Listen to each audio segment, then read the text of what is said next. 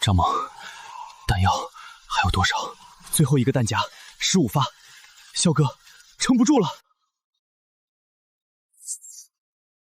往东面撤，我记得那边有个便利店，可能有后门。张猛，你对不住了，萧哥，你受伤了，跑不快，总得有人活下去。完了完了，我真的要死在这里了！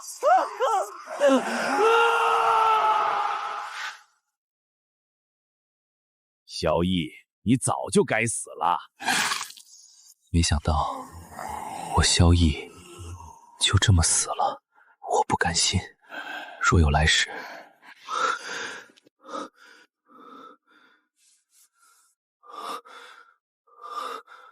我没死。小野，跟你说话呢，发什么呆？小逸啊，还得是你有本事，二叔没白疼你。就这么点儿，你是不是自己偷吃了？妈，哥要打我！反正他也活不成了，省点粮食，要不把他……妈跟你说话呢，听见没？装什么聋子？小逸啊，你自己光棍一条，要那么多钱没用。你表弟女朋友怀了，急着买房。二婶求你了，就当借我们的，等你弟结了婚，我们做牛做马还你。这一世，呵呵。二婶，你刚才说做牛做马也要还我？对对对，二婶说话算话。可我嫌脏。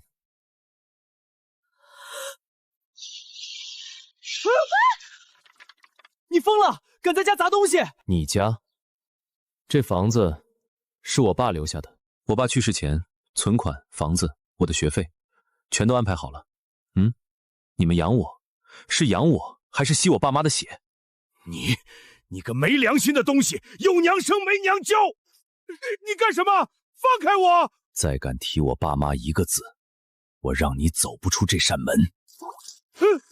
你滚回你们农村去！我真的回来了。末世前3个月，这一切就像做梦一样。老伙计，这一世你得陪我更久。父亲留下的遗物，前世被二婶骗走卖掉，这一世我要守护好它。我记得在末世里见到买走玉蝶的老板，那人竟有凭空取物的能力。前世我傻，把宝贝当石头送人，这一世，这次我要零元购整个世界。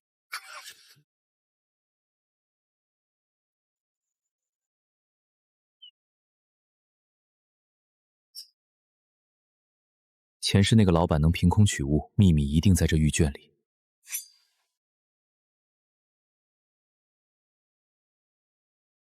怎么没有反应？难道是血滴的不够？有反应了！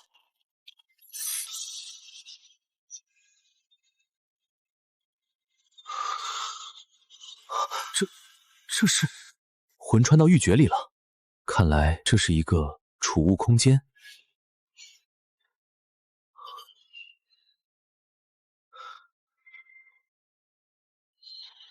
真的可以，而且雾气在散开。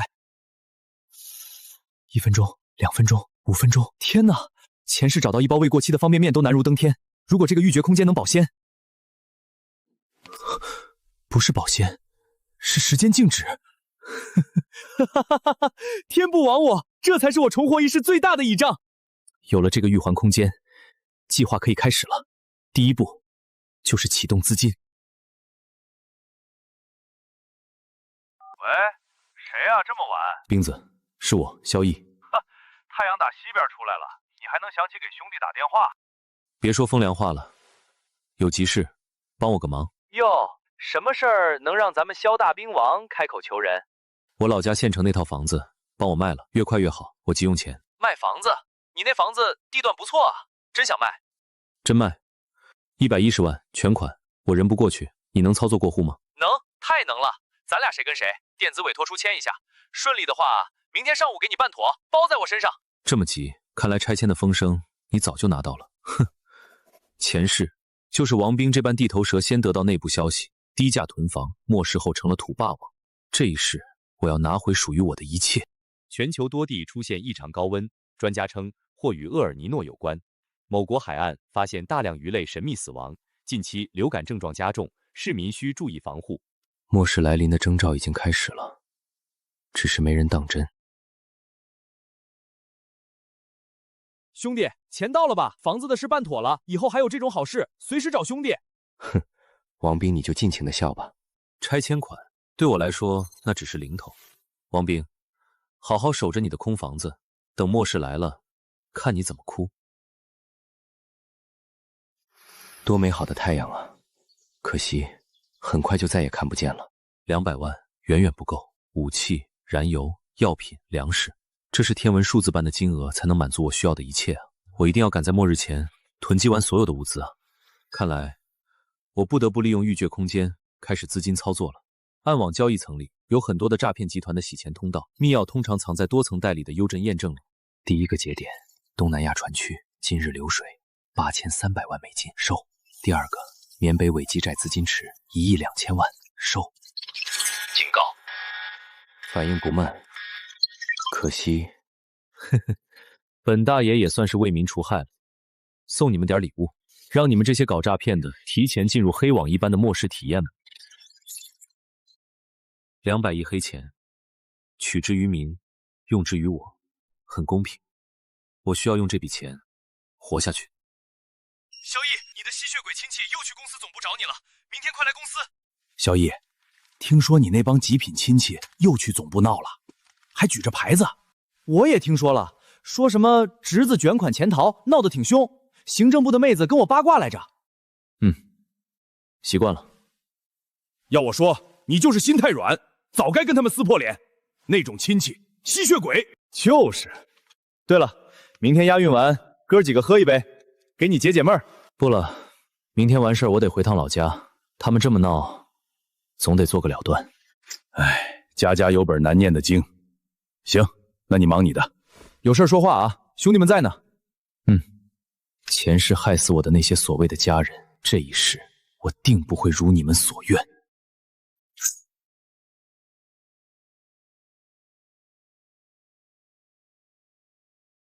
明天，半空金矿。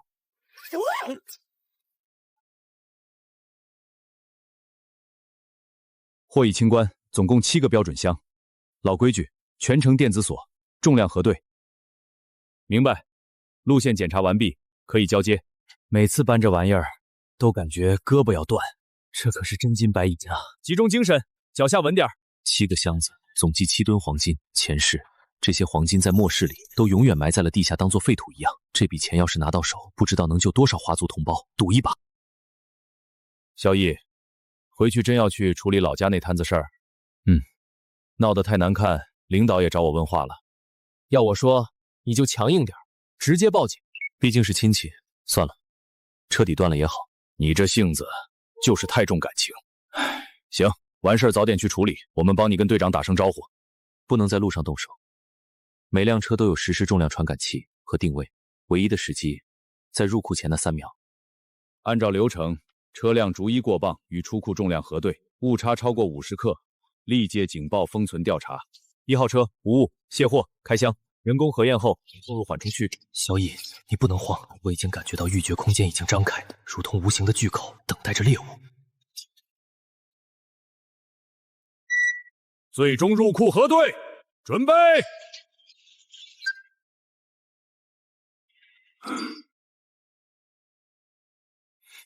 最终称重系统启动倒计时，3、2、1，启动。误差20克，在允许范围内。确认为运输正常损耗，可以入库。系统锁定解除，入库门开启，时间窗口5秒。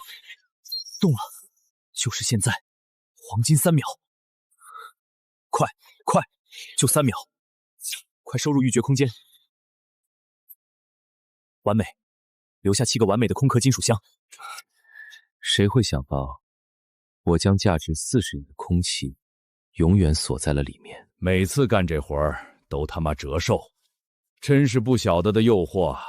总算搬完了。是啊，看着那么多金子，萧逸，你没事吧？脸色有点白。可能是刚才太紧张了，加上家里那点破事，没休息好。还好，还真是有惊无险。看吧，就是被那帮亲戚闹的，赶紧去处理，请几天假好好休息。对对，下午咱不是约了喝酒吗？还去不去？真不行了，哥几个，我这就去找队长请假，得赶今晚的火车回老家。再不回去，他们指不定闹到哪儿去。行，正事要紧，酒以后随时喝，需要帮忙就说。再见，北城，下次回来。一拜，我来了。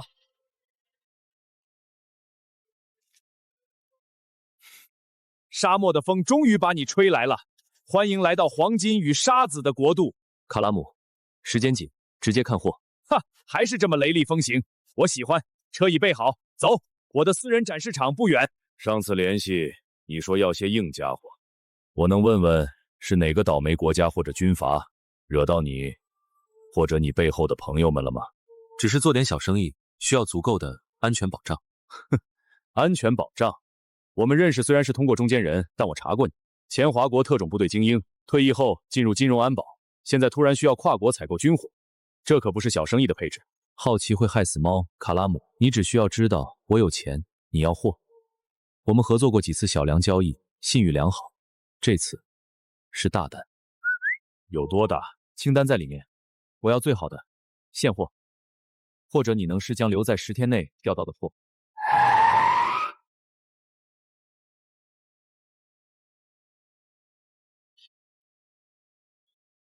欢迎来到我的乐园，这里的东西足够武装一个精锐营。现在让我看看你的大单。Wait a minute, Beretta M93 1000, Glock 1000, Walter PKK 2000? Are you assembling a pistol museum? 继续往下看 ，M40 狙击步枪 ，L96A1、巴雷特 M82A1 各50把，上帝 ，HKMP5、AKS74U 支 M249 机枪，加特林各2000挺。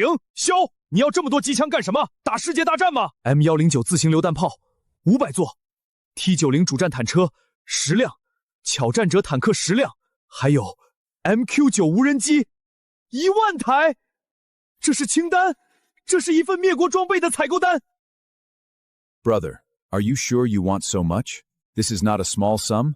Are you sure you have this money? Yes, you can draw a 5% commission. But I demand it fast. Within 10 days, the goods will be delivered at the dock. 哈哈哈哈哈哈！成交！为了佣金，也为了我这辈子接过的最疯狂的一单生意。部分现货就在这个仓库和我在塞西的几个岛库。坦克和重炮需要从东欧的几个老朋友那里调，走黑好运路。无人机，漂亮国那边有点麻烦，但我在洛克希特有点关系。我不管你怎么弄到，10天后我要在指定的码头看到所有货品，完成最终验收。70%的未付款，15亿美金，现在可以转入我们的更共账户。验收后付清尾款。和你做生意真他妈痛快！放心吧，肖，10天后你会拥有这片海域最强大的私人武装，一点小礼物，最好的古巴货。愿你接下来的旅程同样刺激。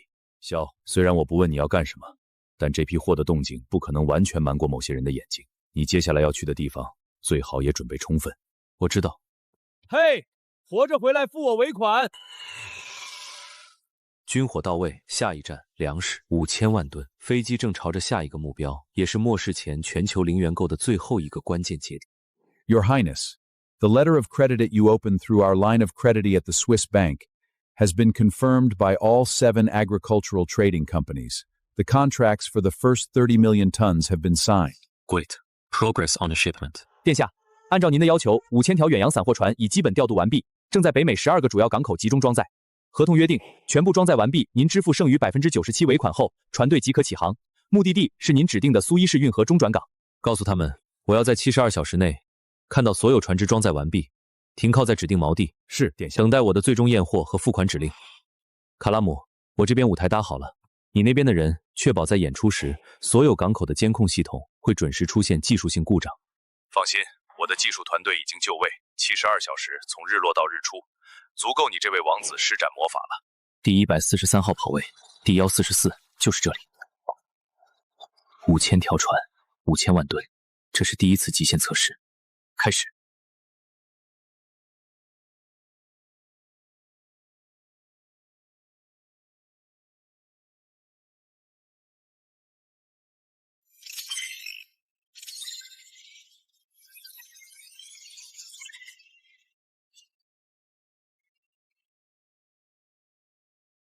这么多谷物，真是太好了！我要全部收进我的玉珏空间了。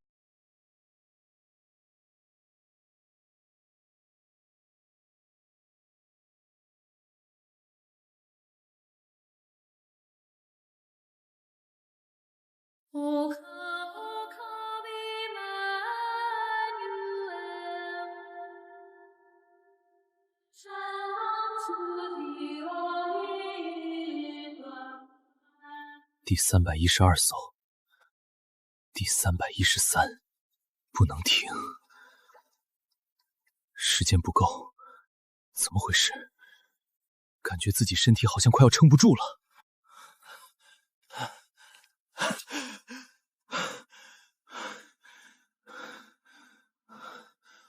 无间隙走齐了，屋子走齐了。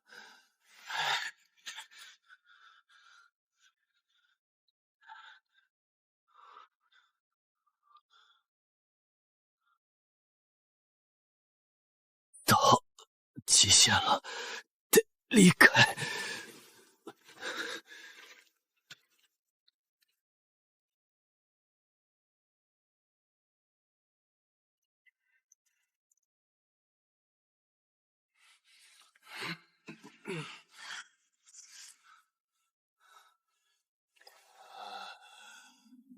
冷，好冷。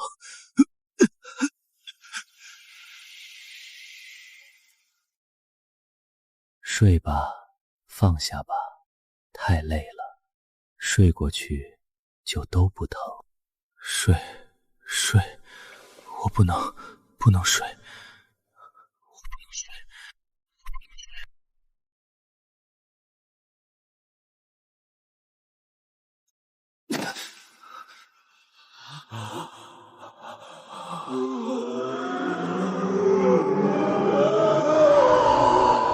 你是兵王，你应该保护我们，去找吃的呀！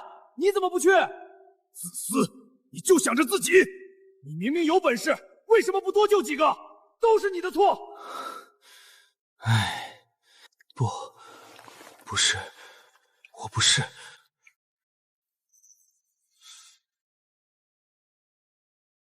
滚开！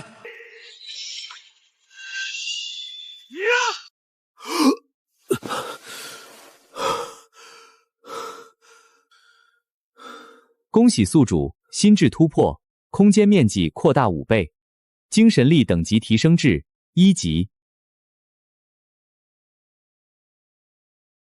因祸得福，还算不错的收获。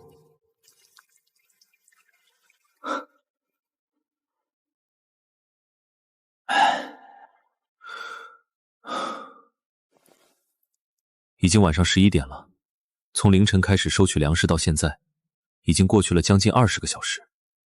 刚才那个诡异的低语声，似乎还在耳边残留回响。想让我睡，还早着呢。那里通往城市，也通往他陵园构计划的下一站。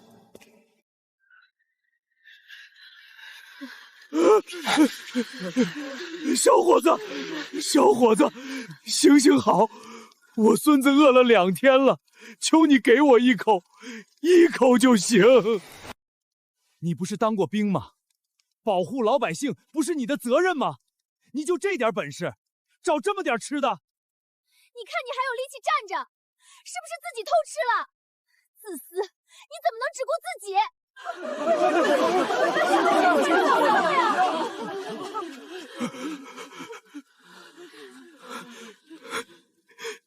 大家再忍忍，我明天再去更远的地方找。小哥，对不住了。张猛，你受伤了，就是个累赘，带着你我们都得死。不好意思，我给你个痛快，你的那份食物和水归我了。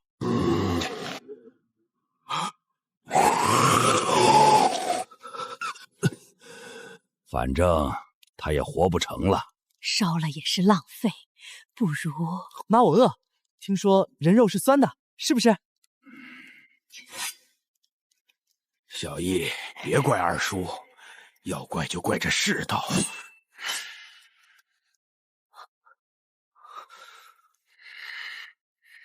够了！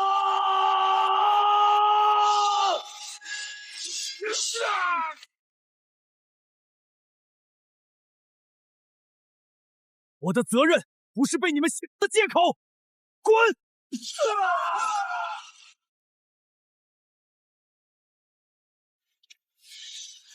背叛者死。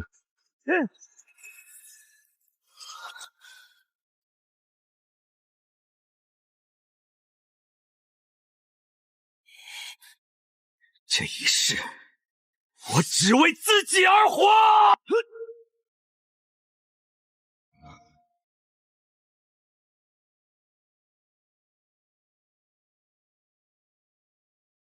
前世已斩，今生我的路我自己走。家人们呀，我的侄子萧逸骗走我们的房子和存款，导致我们无家可归，孙子的奶粉都买不起呀。他现在跑到国外去了，还请家人们帮帮忙啊！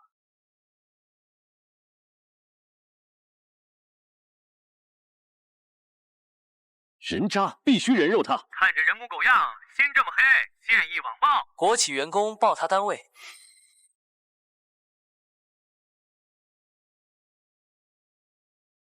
房子是我父亲留给我的唯一念想，卖房是为应急。对于恶意诋毁，我已保留证据，并委托律师处理。我操，反转了，原来是吸血鬼亲戚。看那小子穿的鞋顶我3个月工资，这叫活不下去。博主挺住，支持你用法律武器。视频哭的那么假，一开始就觉得不对劲儿。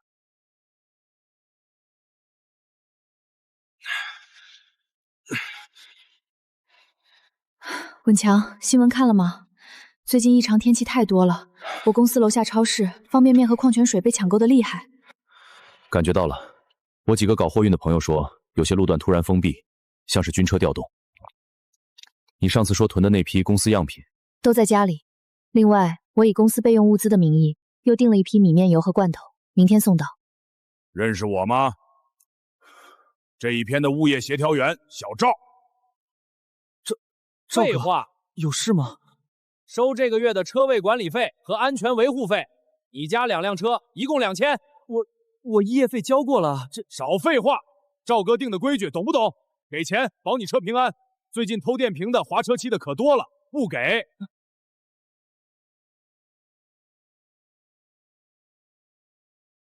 这就对了嘛，大家和和气气多好。记住，每月1号主动点儿。走，下一家。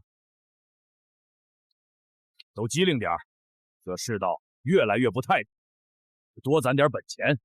那些住豪宅、开好车的，以后都是肥羊。那里可是矗立着北城最贵的君临天下小区，什么时候我也……肖先生，您看的这套君临天下60层复式，绝对是楼王中的楼王。前任业主是位明星，装修品味没，视野、隐私、安保都是顶级的，月租20万，押3付1，就这套。我要重新做一次全面加固装修，条款按我们谈好的写进合同。没问题，肖先生爽快，我马上准备文件。您这是要打造一个超级安全屋啊？那栋窗户被厚重的 AM3玻璃和钢板严密算是包裹，一个能让我安心睡觉的地方。肖先生，您要求的规格，我们干了20年，头一回见。6层 AM3玻璃，每层加防爆膜，中间填充镀性气体和纳米吸能胶体。这玩意儿一般是航天器观察窗或者顶级银行金库用的，能挡住什么级别的冲击？标准军用穿甲弹，正面射击，3发铜点，只能留下白痕。普通炸药贴面爆破，玻璃内侧结构无损，理论上能扛住小型导弹的直接命中。当然，窗框和墙体结构得跟得上。墙体呢？按您给的图纸，我们在原有混凝土中座墙内侧加筑了50公分厚的特种混凝土层，中间嵌入5公分厚的交错排列合金钢板网，最后再贴一层凯法拉纤维防破片内衬。说句不夸张的，这墙拆楼锤来了都得干冒烟。好家伙，这哪是装修房子，这是造要塞啊！肖老板这是防啥呢？世界大战？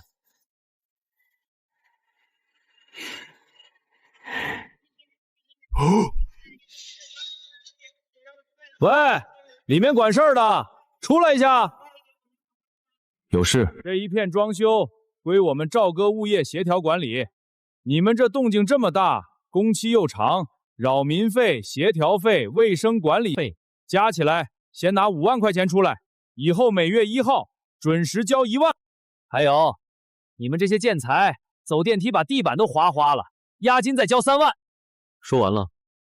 吵，跟你说话呢，耳朵聋。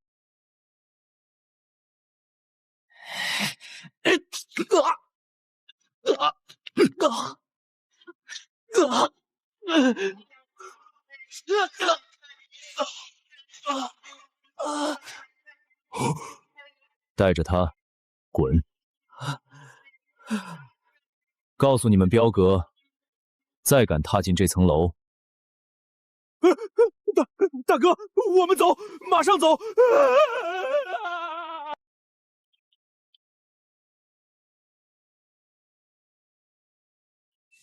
妈的，一个租房子的敢动我的人，还他妈是个硬茬子！赵哥，那小子邪门，一脚就把钢梁踩凹了，能打是吧？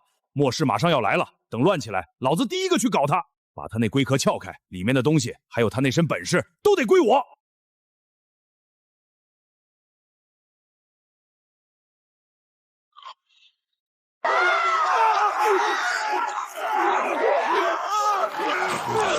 这辈子我不想再饿肚子了，前世的苦难都见鬼去吧！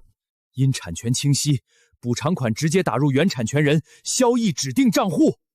萧毅，我老祖宗，你敢耍我？您拨打的用户已关机。赵哥的人是不是盯上我们了？意料之中，物资藏好，近期尽量少出门。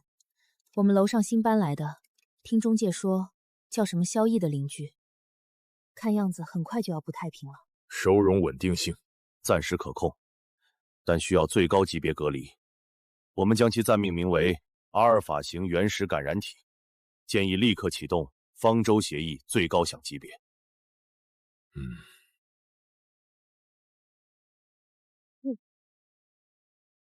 爸妈，水进来了，怎么办啊？给萧毅打电话，快，求他救我们！他是当兵的，他肯定有办法。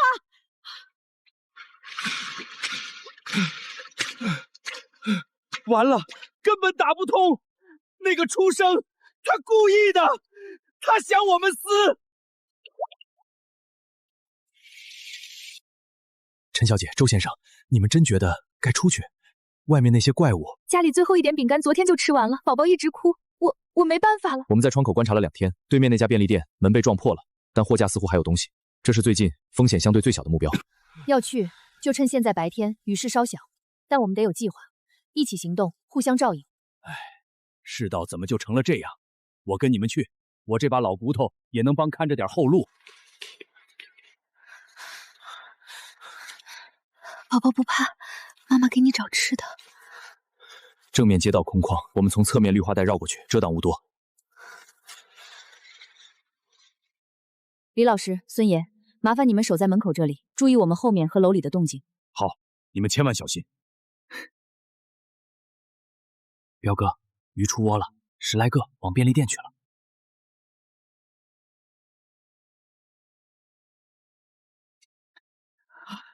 还有水，好多！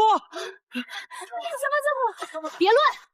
按说好的，先集中，小心声响。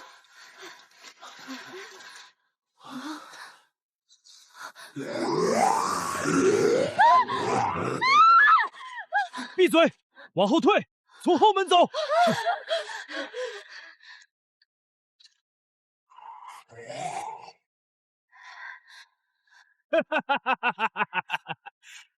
哟，这不是咱们楼里的英雄们吗？出去发财了，收获不错呀！赵哥，还有女人呢。小赵，你想干什么？这些都是大家拼了命找回来的活命粮。呸！命！你们的命现在归我管！把东西放下，然后滚回楼里。这些是你们交的保护费。凭什么？这是我们差点被咬死才拿到的。就凭这个！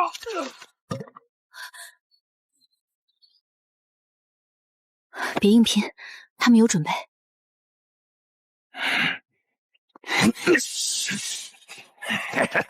这才像话嘛！以后想出去找食，先来问问我赵哥同不同意。走。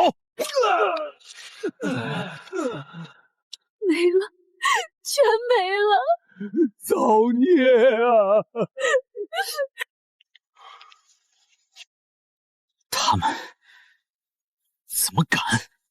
看来单靠我们，连这栋楼都活不下去，必须找个真正的靠山了。外围的丧尸密度还在可控范围，但变异体出现的频率在增加。手上的这些管钳、抗生素、高热量能量棒等，给我的安全屋的备用清单又补齐几项。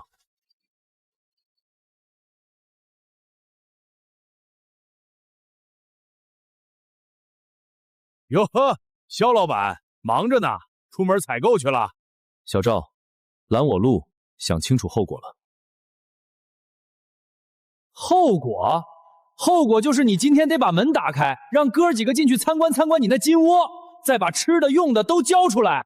还有你身上那套家伙事儿，妈的，上次的账还没算，把你身上的物资和武器都交出来，老子再给你一个痛快。就凭你们这几块料，给脸不要脸，给我上！留口气儿就行。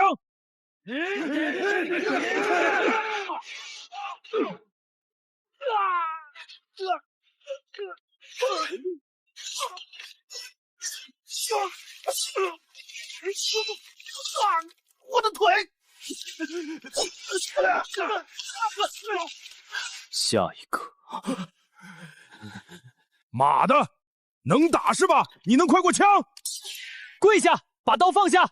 你手上的那把粗糙的火药枪，土制11号口径，装填慢，精度差，有效射程不到10米。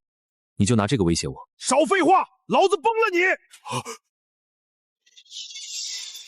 这是什么 ？MGL 140 40毫米球弹，高爆弹头。这一发下去，这条走廊连你们带墙，剩不下什么。要试试是你的破枪快，还是我的烟花覆盖快？赵哥，别冲动啊！大哥，误会都是误会，我们错了。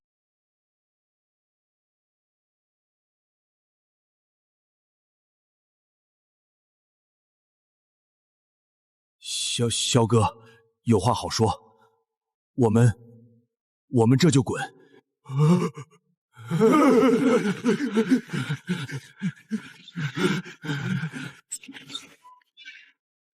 欺软怕硬的猎狗暂时吓住了，但饿极了还会反扑，我还是要谨慎一点。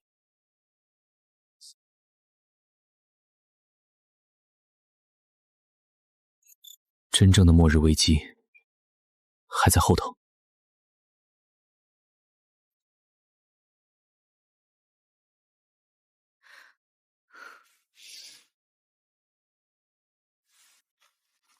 那伙人跑得真快，看来是真吓破胆了。萧逸手里那东西，你认得吗 ？MG 榴弹发射器，军用级，连发，不是普通安保人员能搞到，更不是敢随意拿出来的。他到底是什么人？退役兵王需要这种火力？不只是火力，是态度。他开枪了吗？没有，他用最小的代价，仅仅是展示，就达到了最大的威慑效果，精准、高效、冷酷。这不是莽夫，是极度理性的猎食者思维。比起彪哥那种纯粹欺软怕硬的恶棍，萧逸至少看起来遵守某种规则。他划了地盘，明确警告。对，规则意味着可预测、可交涉。在现在这种毫无规则的环境里，这反而是一种稀缺的稳定因素。我们需要重新评估它。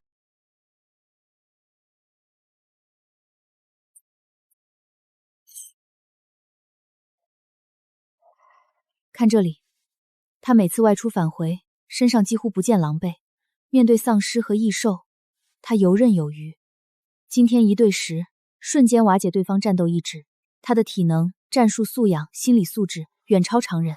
他衣服下面好像一直穿着防护，而且他似乎对低温体提前有准备。我记得暴雨第2天就看到他窗口加强了密封。没错，我们是因为职业敏感和资源才开始囤货。他呢？他的准备看起来更早、更系统、更专业，简直像是预知。你是说，他早就知道会变成这样？不确定，也许是极度敏锐的危机感，也许是别的，但这不是重点。所以，它不是一个主动的威胁，甚至可能成为一把保护伞。前提是我们能证明自己的价值，而不是成为累赘或威胁。彪哥视我们为肥羊，萧逸或许会把我们看作邻居，或者潜在的合作者。我们需要更多的物资，这个冬天会很漫长。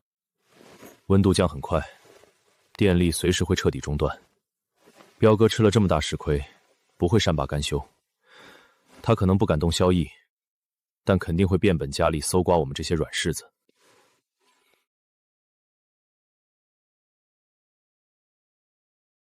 我们的物资撑不了几天，外出寻找风险极高，且可能再次被掠夺，必须寻找外力破局。直接去找萧逸，太冒失了。我们不知道他的具体脾性。我这几天借着检查水管和电线的名义，在安全楼层内走动，结合观察，大概摸清了楼里剩余住户的情况和彪哥势力的常驻点。这些信息对他有价值。另外，你之前在部队待过，对建筑结构和应急通道判断很准，我们能帮他完善这栋楼的防御弱点图。用情报换保护，或者至少换一个互不侵犯，甚至有限互助的约定。这是第一步，我们要让他看到，我们不是只会哭求的累赘，而是有观察力，能提供帮助的资源。接触方式不能在他门口，太引人注目，也容易引发误会。这里15楼的紧急疏散通道转角，有个废弃的管道井小隔间，相对隐蔽。明天我们可以偶遇。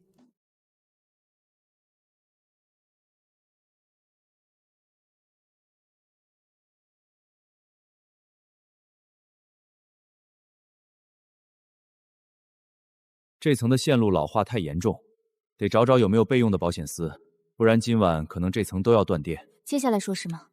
我去那边旧管道间看看，以前物业好像堆过些杂物。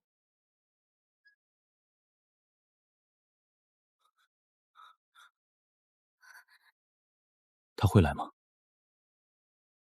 如果他如我们判断的那样谨慎且注重掌控，他今天一定会巡视整栋大楼，特别是彪哥势力受挫后，他需要确认是否有新的威胁。15楼是中间层，视野关键，我们只能等。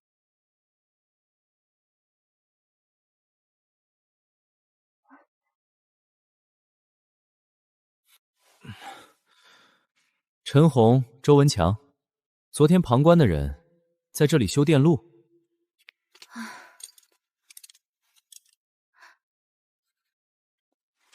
他看见了，也在观察我们。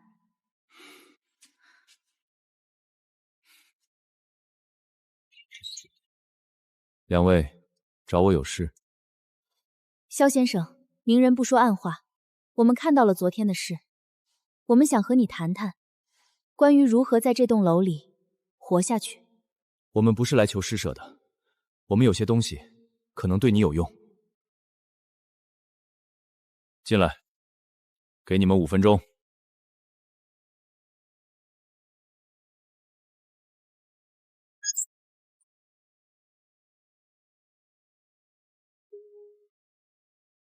第7天如期而至，温度跳水比前世记录还低了10度，真正的考验现在才开始。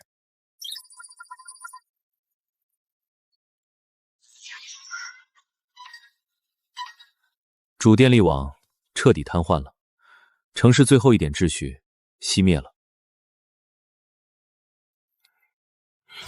吵死了，冻死了就没人干活了。妈的，怎么一下子这么冷，跟冰窖一样？彪哥，咱们抢的被子不够啊，这炭也烧不了多久。让他们把家里所有能烧的、穿的都交出来，衣服、被子、书籍、木头家具，全他妈搬过来！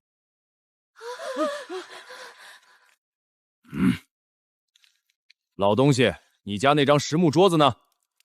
搬过来。那是我老伴儿留下的，不能烧啊！我求求你了。去他娘的！烧了暖和，再不交，把你也扔出去！求求你们，给孩子留条毯子吧，他会冻伤的。小崽子走了，活该，老子还冷呢。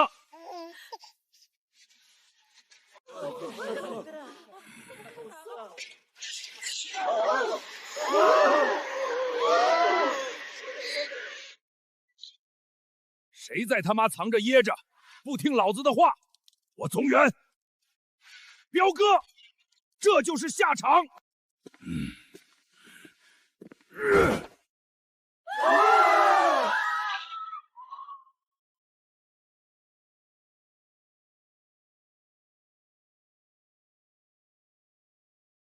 看见没？这就是规矩，把所有能烧的、能穿的，统统交到老子这里，统一分配。谁不服，谁就去外面跟冰棍做伴。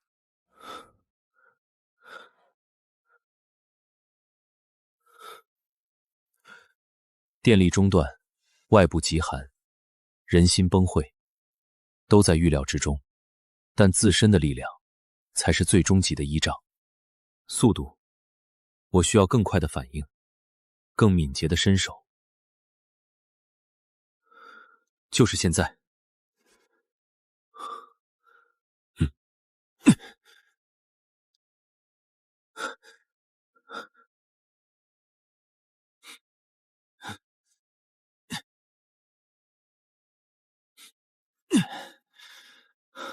检测到宿主速度能力临界突破，神经系统与肌肉协调性优化完成，速度异能等级基础1级。成了，1秒6米垂直攀岩，这在前世是3个月后才达到的进度。系统已激活，正在进行全球扫描。开始灭人了，而且是用这种方式，为了立威，也为了节省口粮。人性的崩塌总是比气温下降的更快。两位，找我有事？你要是再敢胡说八道，我就对你不客气了。你敢？走。彪哥说了，这女的细皮嫩肉，带过去暖和暖和。找死！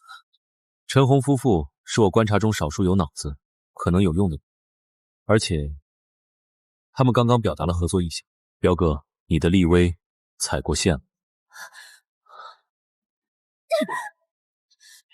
别给脸不要脸！跟哥走，保你不冷。萧逸，你别敬酒不吃吃罚酒，你要是识相的话，就把东西交出来。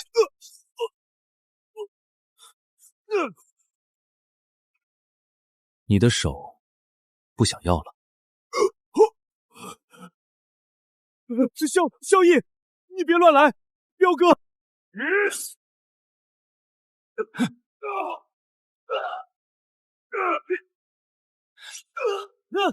滚！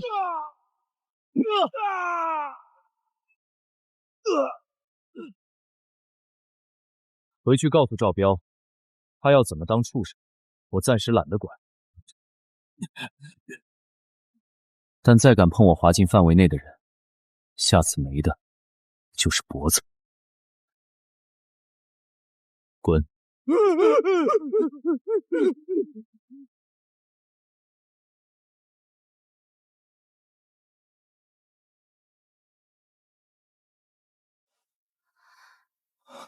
萧先生，多谢，又给你添麻烦了。他们不会罢休的。彪哥会觉得权威被严重挑衅。先管好自己，极寒会持续很久，撑不过今晚，说什么都白搭。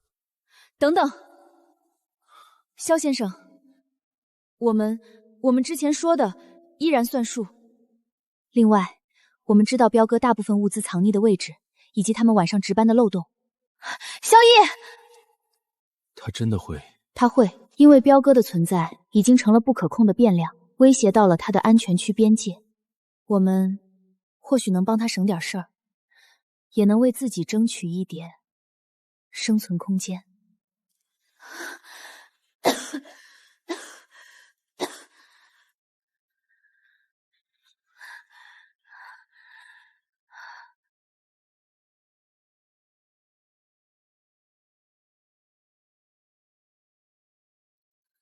怎么突然烧得这么厉害？肯定是昨天冻着了，又受了惊吓。没事儿，挺一挺就过去了。我们没药了。我记得隔2条街有家社区医院，不大，但可能还没被完全搬空。我去看看。不行，外面零下60度，还有怪物和彪哥的人，太危险了。你必须吃药，高烧在现在会要命的。我观察过，凌晨4、5点，天最黑，气温最低，也是他们最懈怠的时候。我动作快一点，悄悄去，悄悄回。文强，万一……没有万一，相信我，为了你，也为了我们，我很快回来。你锁好门，谁来都别开。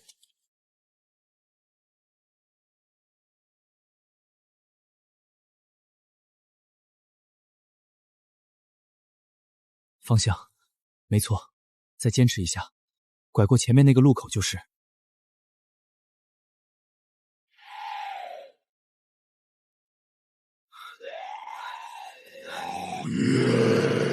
该死的，要被缠上了吗？我不能死啊！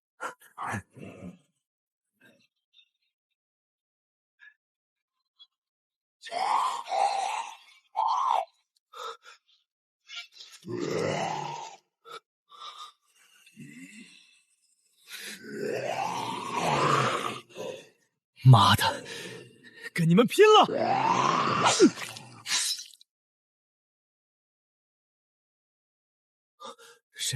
是谁在帮我？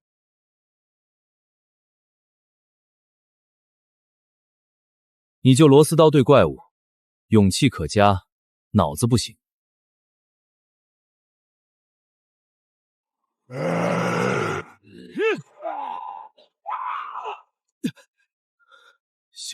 萧先生，你怎么来找药？我妻子高烧，急需退烧药和抗生素。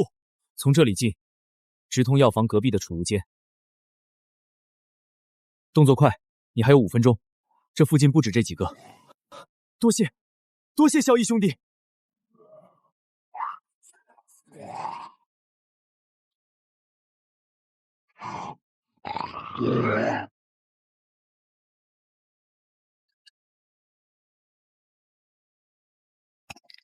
鬼知道，太他妈冷了。刚才是不是有枪声？看见啥了？赶紧看看有没有油水，回去交差。4个丧尸，2个人，看起来好像还是彪哥的手下。我要先解决谁？丧尸优先。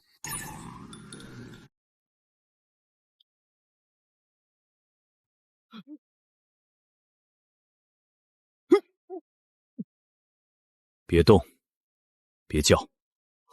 好汉饶命！赵彪让你们出来干什么？找吃的，还有盯着有没有落单的入珠。滚！告诉赵彪，他的手伸太长了。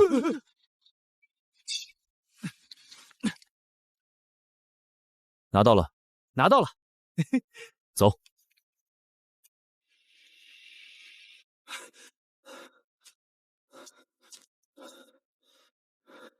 萧先生，今晚救命之恩，我周文强记一辈子。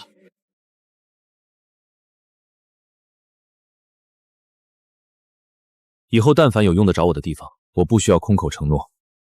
你妻子等着药，回去吧。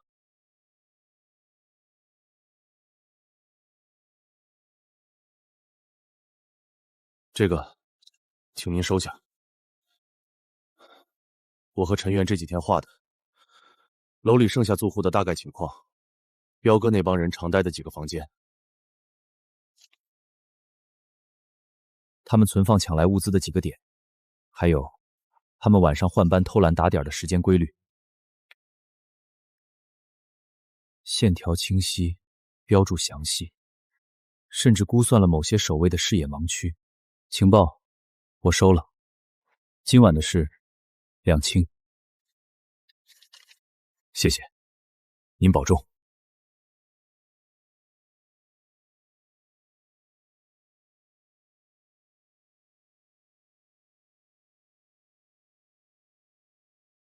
专业、细致，这对夫妻比预想的更有用。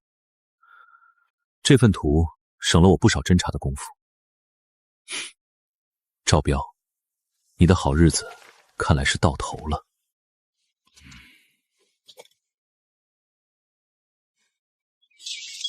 妈的，怎么少了这么多？谁偷吃了？彪哥，这几天太冷了，兄弟们消耗大，而且好多吃的冻坏了。对啊，彪哥，那帮穷鬼上交的东西本来就没多少好的。不对，陈红和周文强那两口子这个月交的东西最少，每次就2包破饼干，他们家里肯定有私存。彪哥，那个萧毅上次……萧毅又他妈不是他们爹，还能天天守着？再说了，老子现在没动他们的人，是去搜他们藏起来的物资。这是规矩，楼里谁家不能搜？对，彪哥说的对，那俩肯定藏了好东西，说不定还有药。叫上几个人跟我去检查，要是敢不开门，就是心里有鬼。走。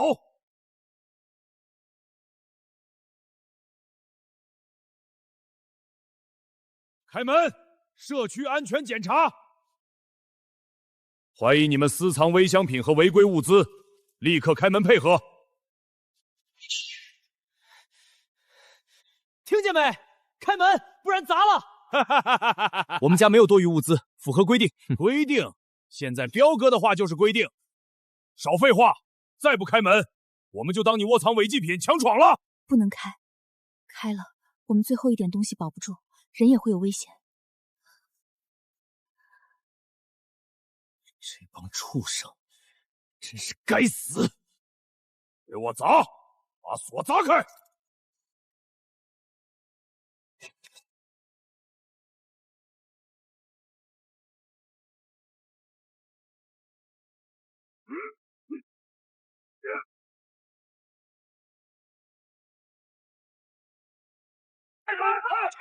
果然按耐不住了，这群人真是愚蠢且吵闹。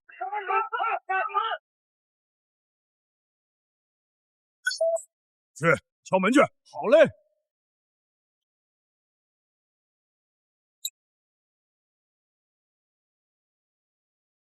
赵彪，赵彪，赵彪，带着你的人立刻从15-02门口消失。现在转身往回走。彪哥，是他，他在哪儿？他怎么看到我们的？萧毅，你少管闲事！老子是按楼里的规矩搜查私存物资，关你屁事！规矩，你的规矩在我的地盘是废纸。彪哥，我说过，你只有一次机会。彪哥，走吧，走吧，他真的会杀人，而且我们也不是他的对手啊！请无关人员立即撤离，配合警方工作。幸存者们，我们是安全区的人，我们是来救你们的。我们走。广播系统已关闭。警告，只能管一时。饿极了眼，怕极了的人，不会永远记得警告。赵彪，你的胆子比我想的肥一点，看来清理计划得提前了。根据周文强给的图，彪哥最大的一个物资点就在前面那片商业区地下车库，顺路清理掉，既能削弱它，也能补充些消耗品。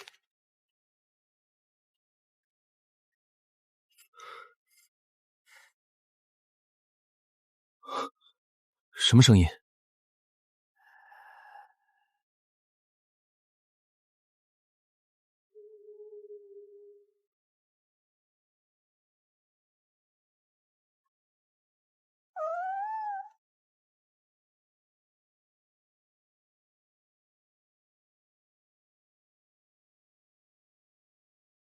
白色的什么东西？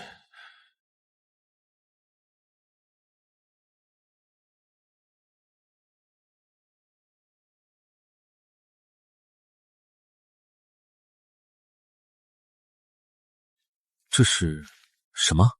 狗？狐狸？末世里还有活着的正常动物？不像是普通的小动物啊。这伤口，这血液颜色，难道是灵兽？这里没有发现其他生物或陷阱，小兽的眼神中似乎没有攻击性。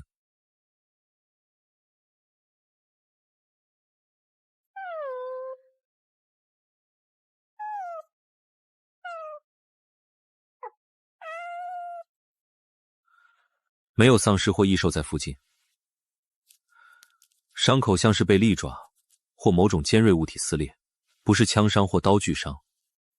血液异常，它本身也很异常。末世3个月，普通动物要么死绝，要么变异成怪物。这么干净灵性的生物，会是灵兽吗？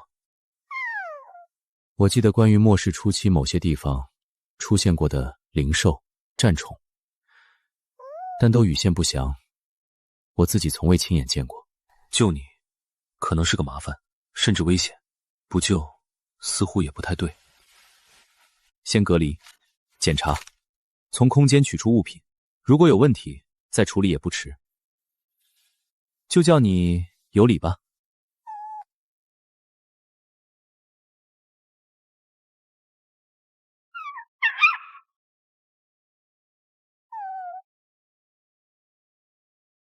伤口很深，感染严重，失血过多。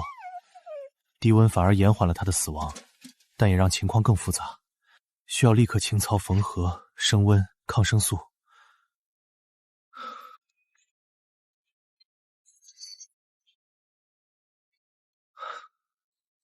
彪哥的物资晚一点也无妨，这东西值得我改变计划，优先处理。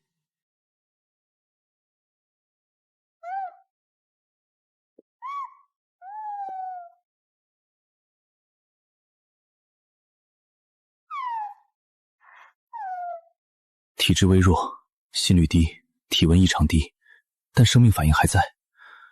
血液成分未知，不敢贸然输血，只能用基础手段了。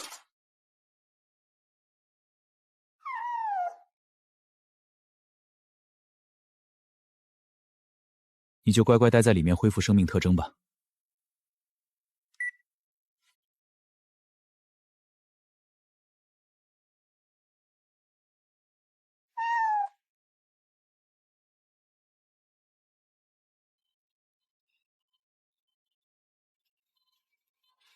能不能活下来，看你的造化了。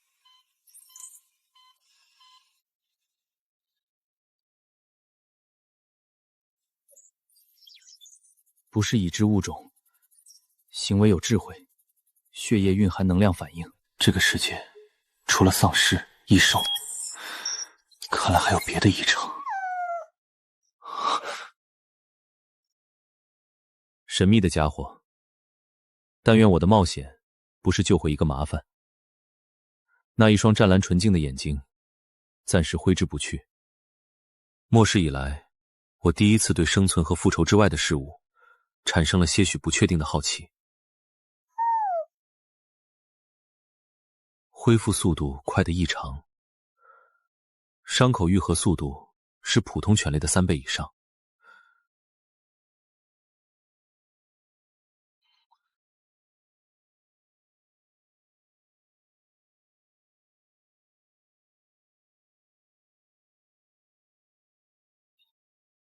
体温稳定在15摄氏度，远低于恒温哺乳动物，但生命体征强劲。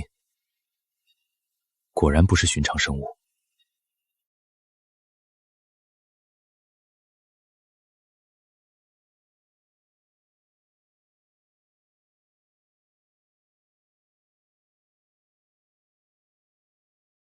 醒了，命挺硬。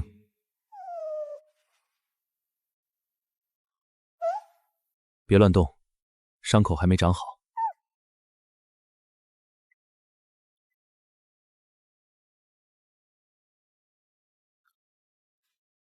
智慧等级不低，而且他看我的眼神，不像宠物看主人，倒像是平等的观察者。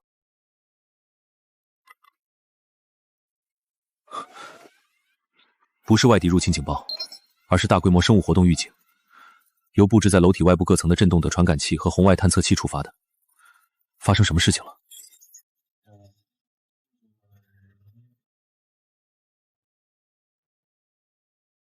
数量粗略估算已达数百，而且还在增加。狮群围楼，这么快，规模还这么大，是低温迫使它们向含有热源和活物气息的建筑聚集，还是有别的什么东西吸引了它们？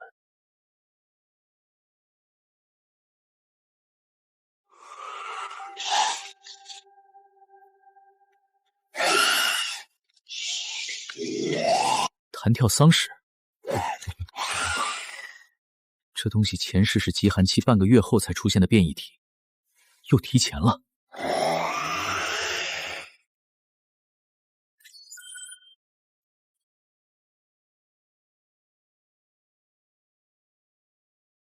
第一层防御被突破了。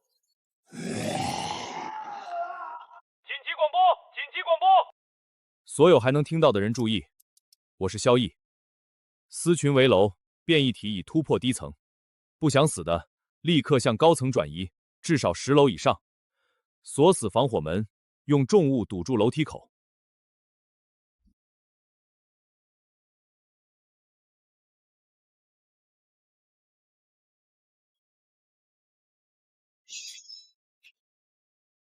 使群主力会被低层的活人气息和声音吸引，从破口涌入，逐层向上清理。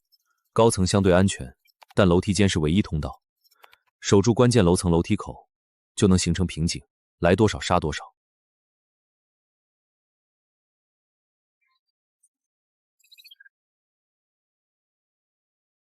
先去11楼平台，那里视野好，空间相对开阔，便于发挥火力。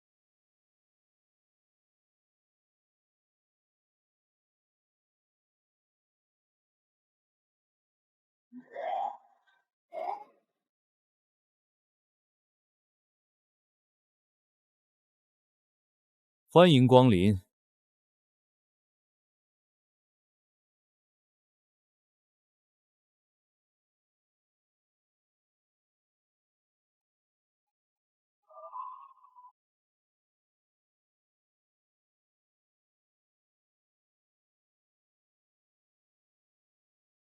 头部，头部，头部，打爆你们的头，还能节省子弹。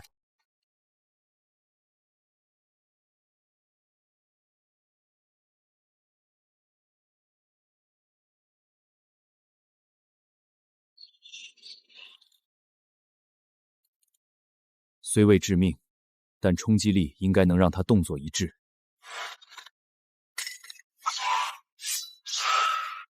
看招！该死的！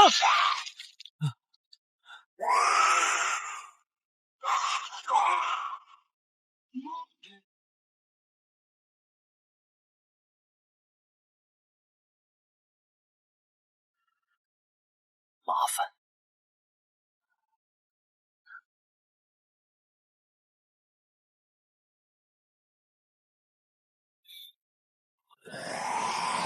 请你吃好的。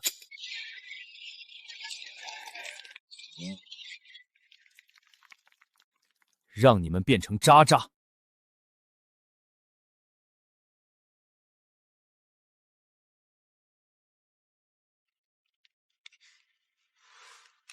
8楼压力加大，狮群分流了，该换场地了。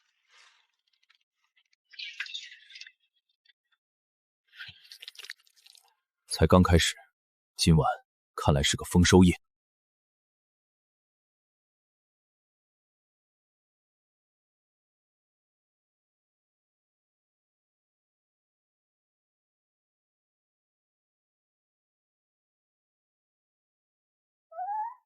这怎么可能？昨天还缝合紧密，需要敷料保护的伤口，此刻竟然已经愈合了80%以上，缝合线几乎被新生嫩肉覆盖，只留下一道浅浅的粉红色疤痕，连疤痕都在以肉眼可见的速度淡化。愈合速度是昨晚观测数据的再次飞跃，完全违背生物学常理。是这东西的作用，还是它整个种族的特性？尤里，该吃早餐了。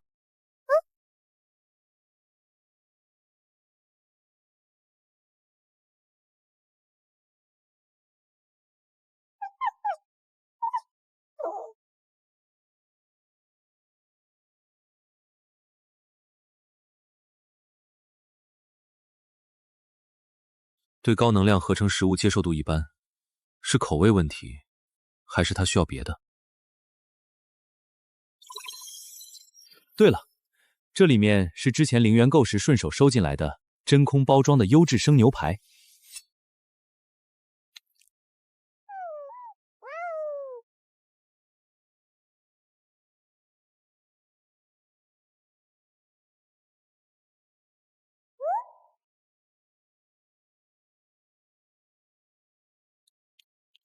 偏好新鲜血锐，食性偏肉食，且对高蛋白生肉反应积极。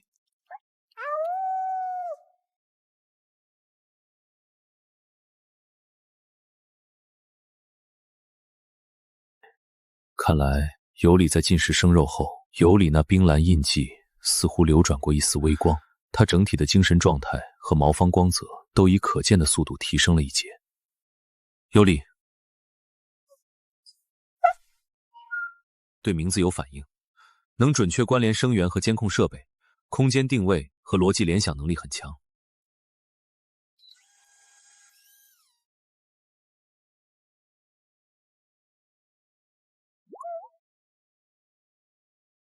捡过来。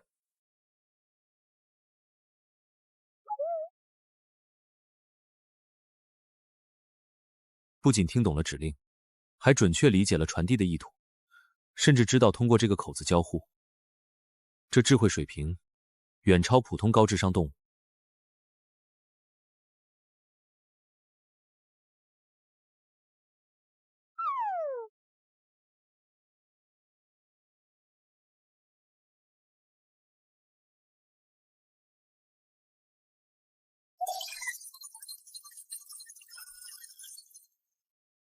你醒了。经过几天的观察和测试，我决定给你有限度的自由活动权限，出来玩吧。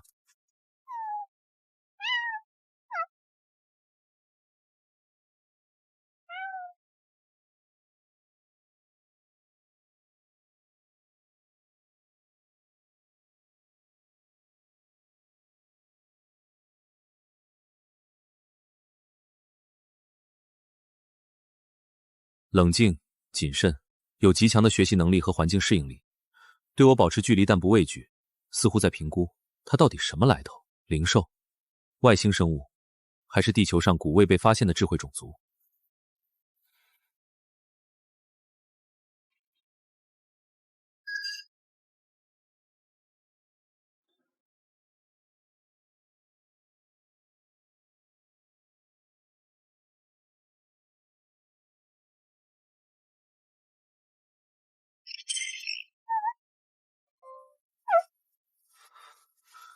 看来今晚又有的忙了。只是小股散兵构不成威胁。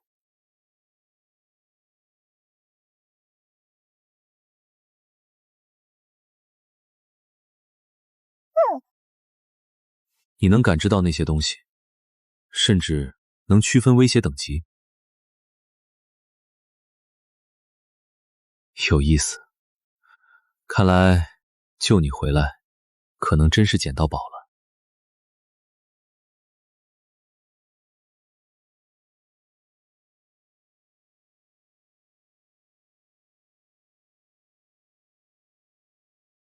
这小东西，难道真的有智慧？认可了，还是仅仅表示友好？越来越有意思了，尤里。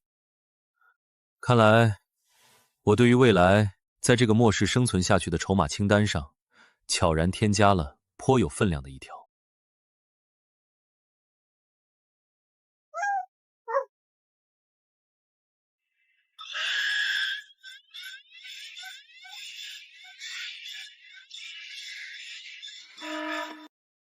是昨晚尸体堆里那只，居然能潜行避过那么多传感器，摸到这里来。是追踪我的气息，还是对高能量反应敏感？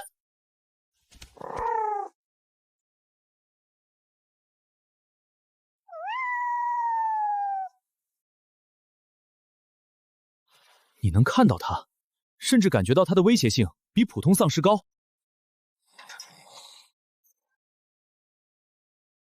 抓个活的样本研究，风险太大，直接清除。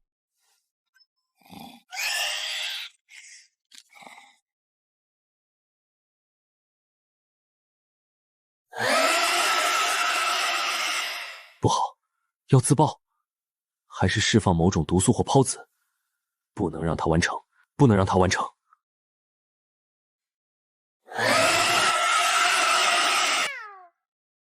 尤里，你干什么？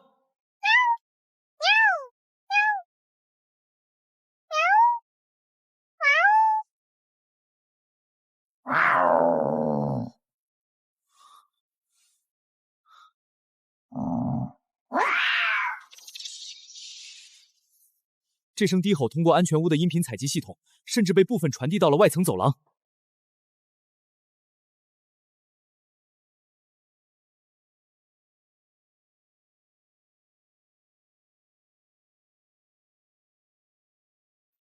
这是什么情况？丧尸们怂了。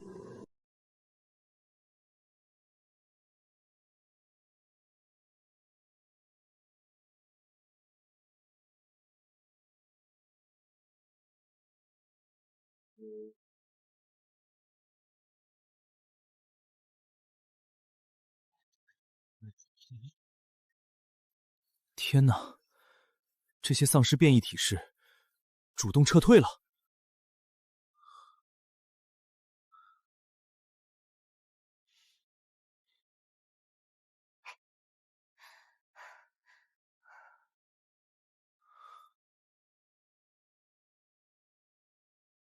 范围性精神震慑，直接作用于丧尸，甚至是变异体的核心本能。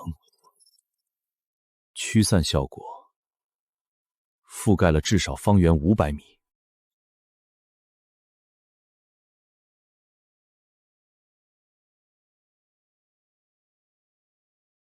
确认了，刚才那几秒内，以安全屋为中心，大范围丧尸活动信号集体转向和衰减。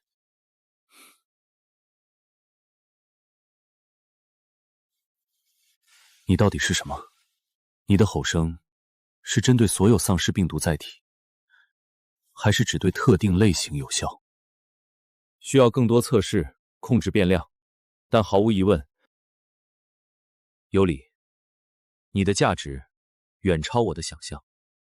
你不是宠物，也不是简单的战宠，你可能是对抗这场丧尸灾变的关键性战略武器。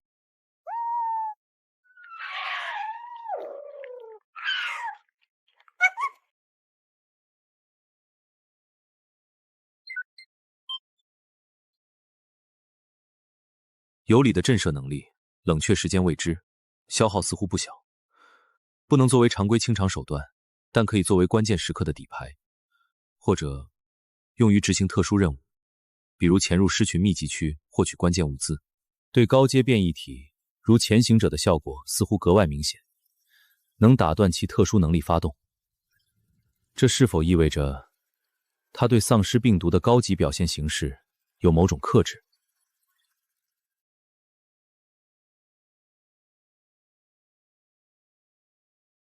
狮群围楼的直接威胁暂时解除，彪哥那边的清理计划可以更从容的进行。楼内其他幸存者或许可以借助尤里偶尔的巡逻，建立更稳固的安全区。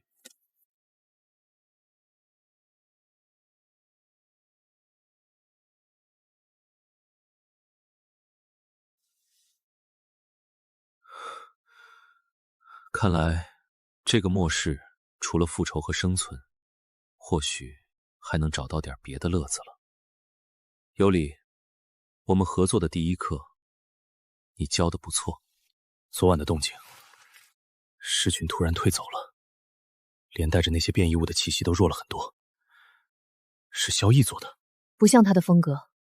他擅长精准清除和防御，这种大范围驱散，更像是某种我们不了解的手段。不管怎样，威胁暂时解除，这是我们接触他最好的机会。东西都准备好了。这是我们这些天观察推算，加上之前你冒险换来的信息，整合出的最新情报，包括彪哥昨晚受挫后可能的动向，楼里几个隐藏的可用出口，以及我怀疑楼内除了彪哥，还有另一股更隐蔽的势力在活动，迹象很微弱，但不能不防。走吧，是生是死，赌这一把。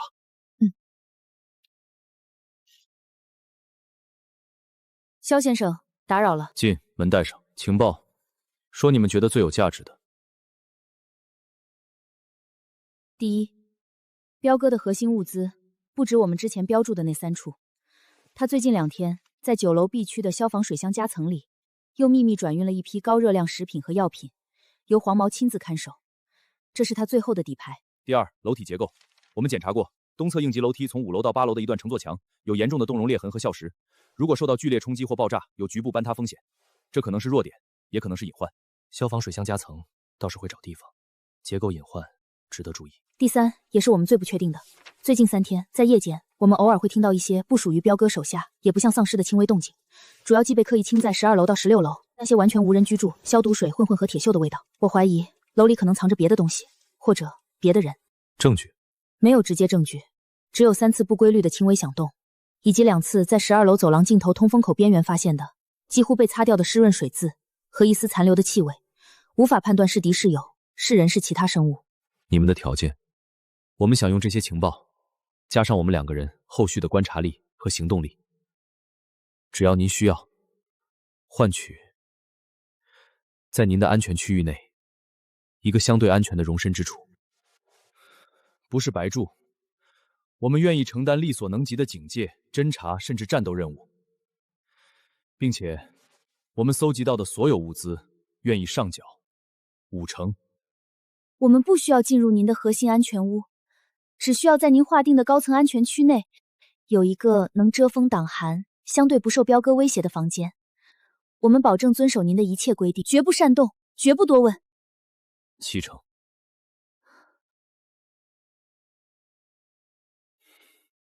你们未来获得的所有物资上交7成。另外，我需要你们成为我在楼内常规区域的眼睛和耳朵，定期汇报所有异常，包括你们刚才说的隐藏动静。必要时，执行我指定的侦查或诱导任务。作为交换，我会将15楼以上划为安全区，清理掉不稳定因素。你们可以在16楼东侧那间空屋暂住，我会提供基础防御加固指导和最低限度的应急物资支援。在我的规则下，你们的安全我负责。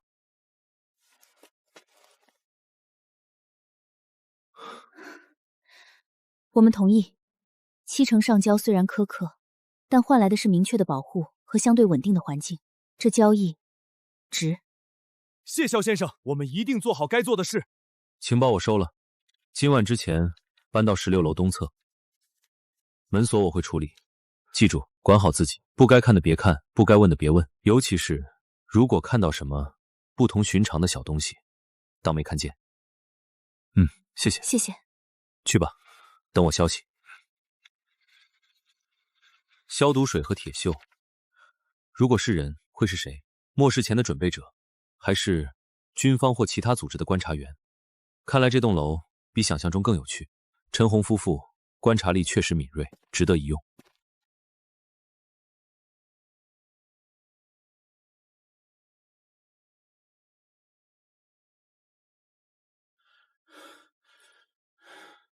妈的！姓萧的把高层一锁，那些软骨头都缩上去了，收上来的东西越来越少。这2天就他妈几包破方便面，想饿死老子！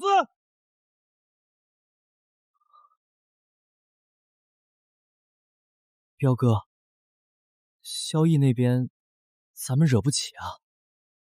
他那天广播里说的，惹不起？老子现在快饿死了！还管他妈妈惹不惹得起？硬的不行就来软的，不对，来他妈妈的绝户的！彪哥，您的意思是，楼里还有几家没搬上去，拖家带口的，去找一家有小孩的，越小越好。把那小崽子给我请过来。绑孩子？绑孩子？是？怎么？你有意见？还是你想替那小崽子饿着？记住，做得干净点，然后放话出去，让那家人让整层楼还剩下的几户把家里藏的所有能吃的、能用的，统统交出来，换他们孩子的命。谁敢不交，或者敢去给萧毅报信儿，一根一根手指头多了那小崽子围沟。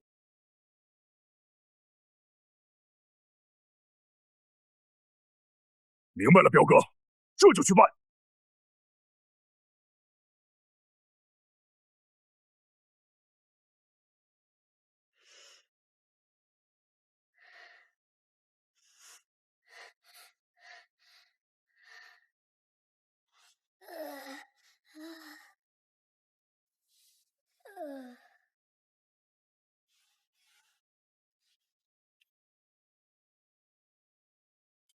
谁呀？谁呀？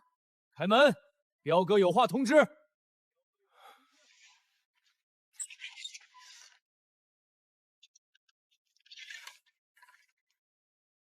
你们要干什么？不干什么，请小少爷去我们彪哥那儿做客。不行，不能碰我孩子，我们真的没东西了。最后一点饼干，昨天都给你们了。哼，有没有？你说了不算。带走。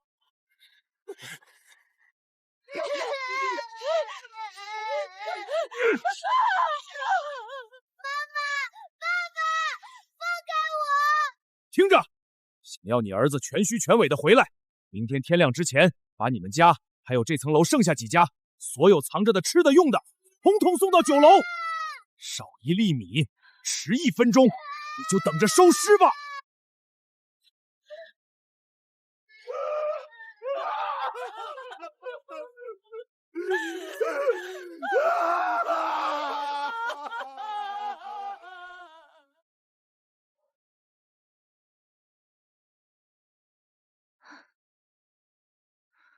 陈小姐，周先生，救家小宝吧！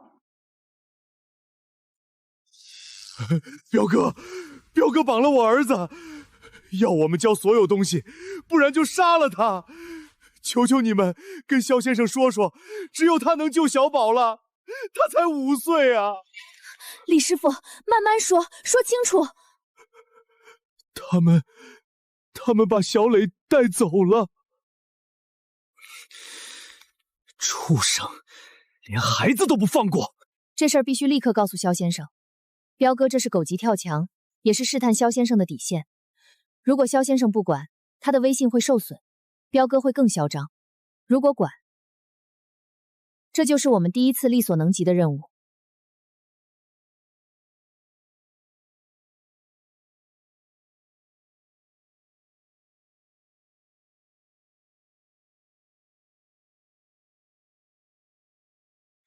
肖先生，紧急情况，彪哥绑架了7楼住户李师傅5岁的儿子小宝，威胁整层楼住户上交所有物资，否则撕票。地点应在其9楼据点或附近，请求指示。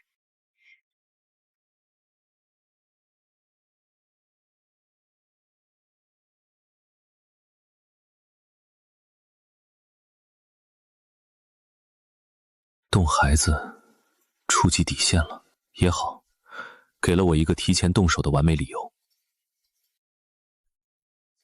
陈红，守好你们夫妻的家门，今夜无论听到什么动静，不要出来。通讯静默，行动开始。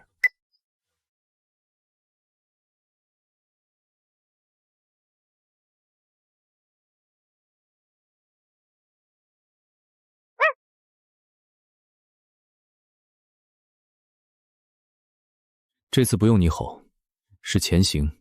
救人。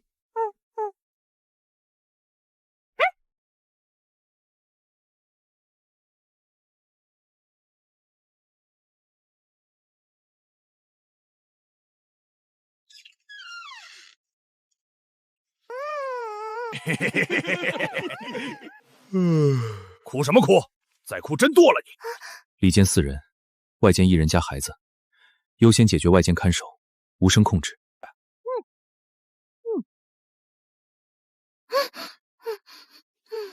嘘，别出声，带你找爸妈。待在这里，闭上眼睛，数到100，数完，你爸妈就来了。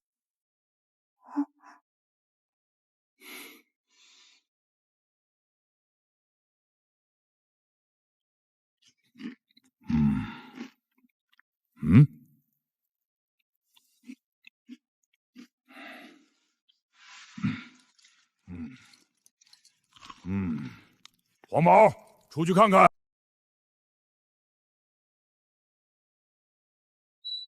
我的眼睛、耳朵！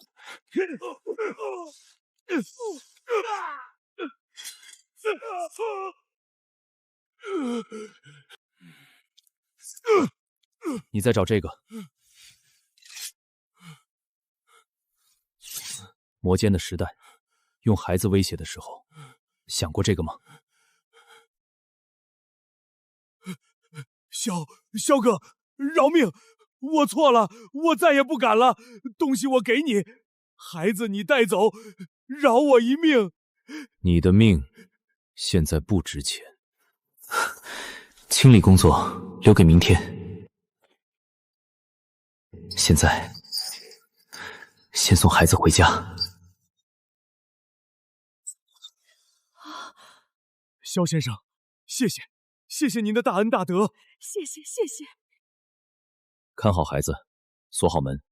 明天楼里会清静很多。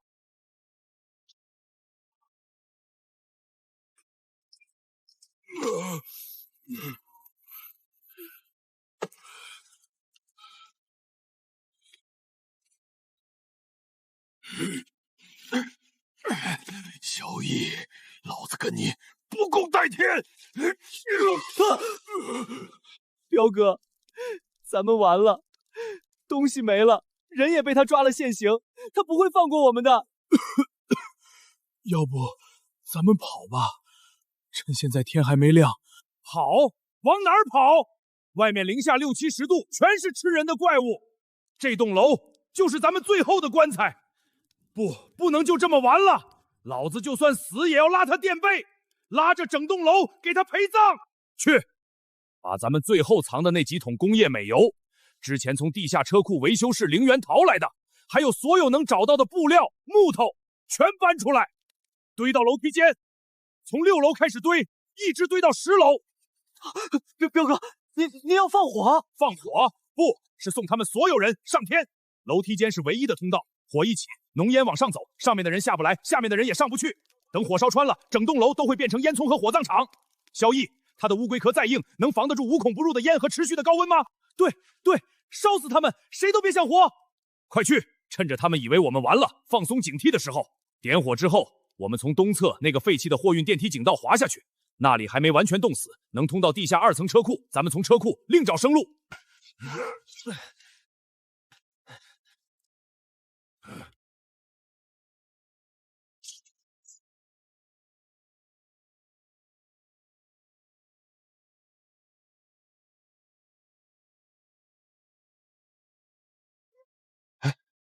压什么呀？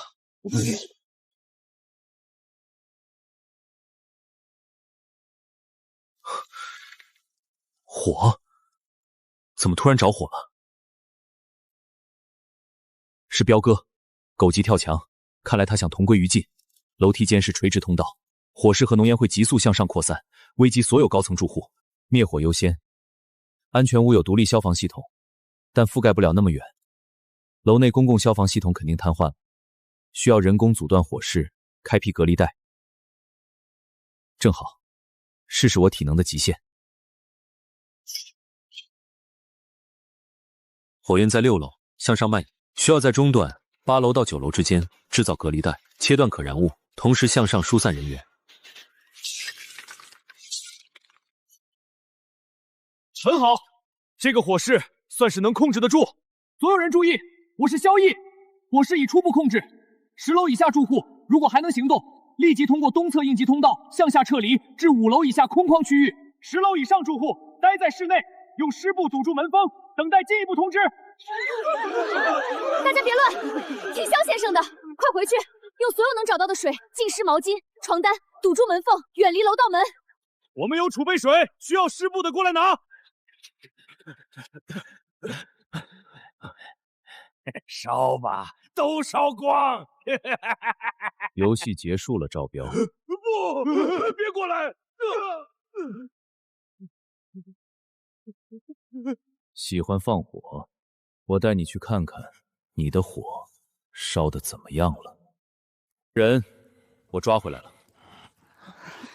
火是他们放的，原因很简单，狗急跳墙，想拉所有人一起死。就是他们之前抢了我家最后的米，还有我弟弟就是被他们打伤，没药治才抢劫、绑架孩子、纵火，这些足够死很多次了。但今天我要让你们知道，他们做过最该死的一件事。你来说，告诉所有人，1个星期前住在4楼的那个独居老人张大爷是怎么失踪的？还有，你们那几天锅里煮的食物是哪儿来的？不关我事啊！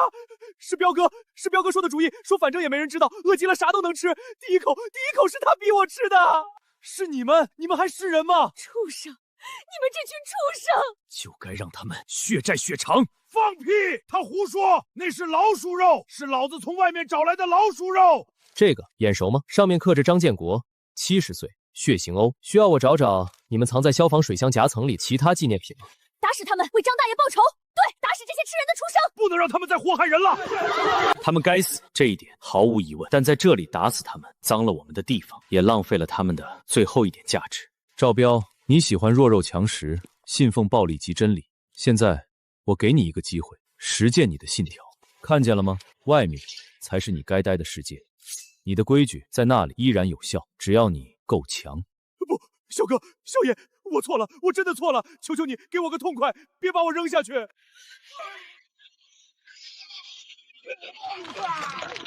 结束了，都结束了。旧的秩序，连同他的渣子，一起被清除了。坏人解决了，但末世还在，低温还在，外面的怪物也还在。这栋楼从现在起，我说了算。我会制定新的规矩，确保想活下去的人能有一个相对安全的环境。不愿意守规矩的下场，你们看到了。天亮之后，所有人到15楼以上集合，清理各自的住处，统计剩余物资和能力，具体安排到时通知。陈红、周文强，统计和初步安置工作你们协助。明白。现在都回去，锁好门，保持警惕。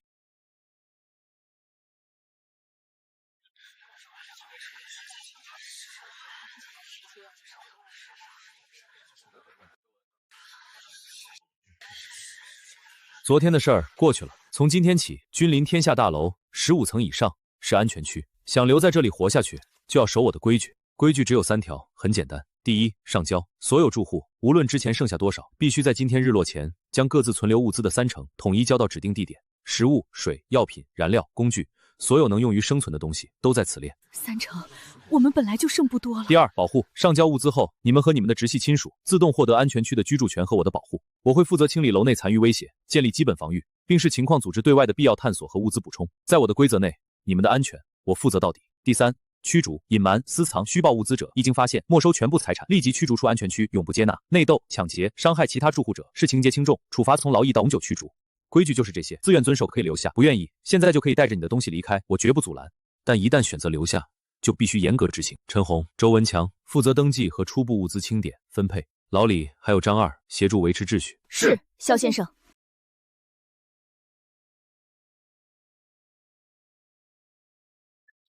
就这些了，孩子要紧的我们留了，这些上交。李嫂放心，登记清楚，以后按需分配，孩子会有保障的。等等，你家3口人就这点儿？按之前了解的情况，不太对吧？没了，就这些，都让彪哥那帮畜生抢光了。你家住在11楼西侧，对吧？昨天火场清理时，有人看到你从家里搬出一个挺沉的箱子，藏到隔壁空屋的空调管道后面了。需要现在带人去确认一下吗？我这就去拿，这就去。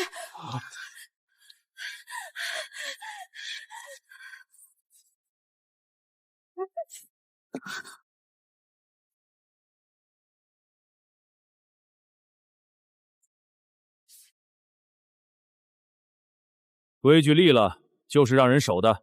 萧先生给了大家活路，别自己把路走绝了。萧先生，初步统计完毕，现有住户22户，共计47人，其中青壮年男性15人，女性18人，老人7人，儿童7人。收缴物资清单在这里。发现3户试图隐瞒，已按规矩处理，额外罚没1成物资，并记录在案。做得不错，人员情况呢？初步了解，有建筑水电维修经验的2人，有医护背景、原社区护士的1人，其他多是普通职员商妇，体力尚可，但缺乏战斗经验和末世生存知识，普遍情绪还算稳定，主要是不敢不稳定。把物资按照食品、药品、工具、燃料分类存放。明天开始，组织人手清理9楼以下的剩余的丧尸尸体和火场废墟，特别是堵塞的通道。你制定一个制排班表，所有有劳动能力的人按体力分组，轮流参加。参加劳动可以获得额外的食物配额。明白，这是将人力资源利用起来，也能让大家有参与感和希望。你很聪明。另外，从明天起，每天晚上安排2人一组，在安全区上下2层巡逻值守，由周文强和你负责培训和排班。发现任何异常，立刻报告。是。去吧。记住，规矩要严，但分配要相对公平，尤其是有老人孩子的家庭，适当清醒。我们需要的是一个能运转下去的集体，不是另一座暴政监狱。我明白，我们会尽力做好。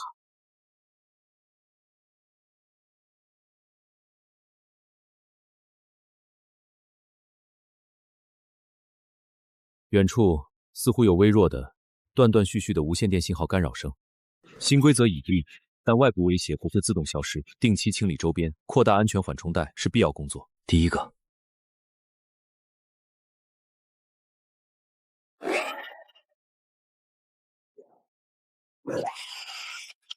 给我破！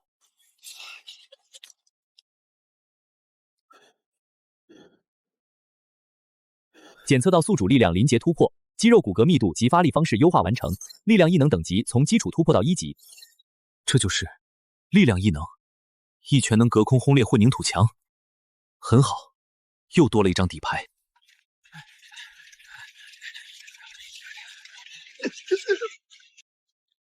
这道门加固好了，万一再有情况，能多挡一阵。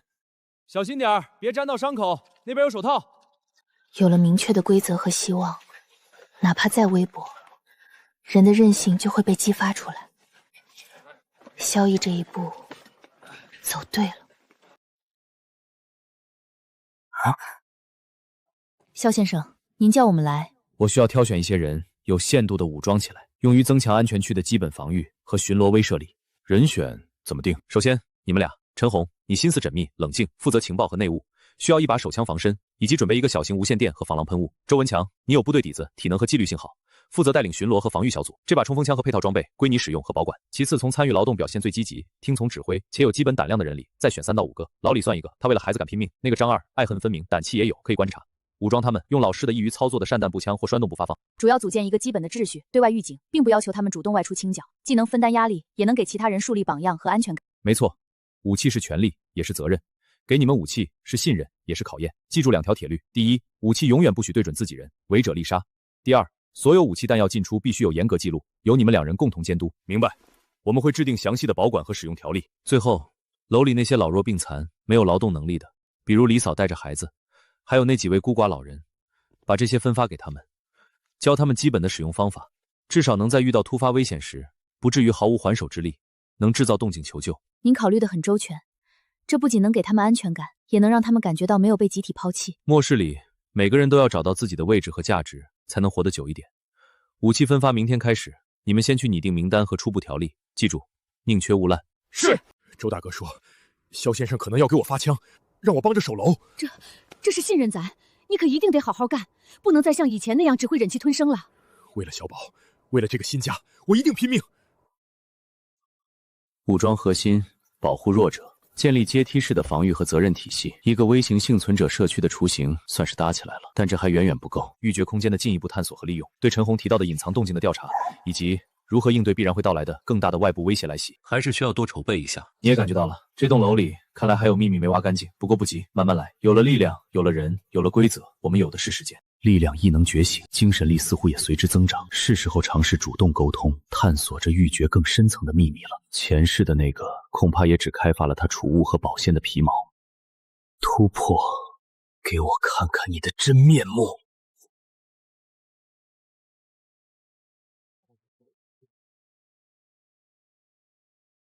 这是可种植的土地，还有活水，欲绝空间竟然能演化出完整的生态小世界。这水不一般，似乎富含活性物质和能量。如果能实现食物自循环，末世最大的生存枷锁就被打破了一半。理论成立，现在需要实践验证。种子是末世前普通货色，营养土也是，变量只有一个：空间里的泉水和新土地的活性。光照和温度，空间里是恒定的最佳状态，现在就是等待。你也觉得这水特别？等着看吧，如果成功了，我们的好日子才算真正开始。生长速度至少是正常情况的10倍以上，不可能更快，而且状态好得惊人。成功了，真的成功了！24小时一茬的蔬菜，这清泉和土地简直就是为末世农业量身定做的。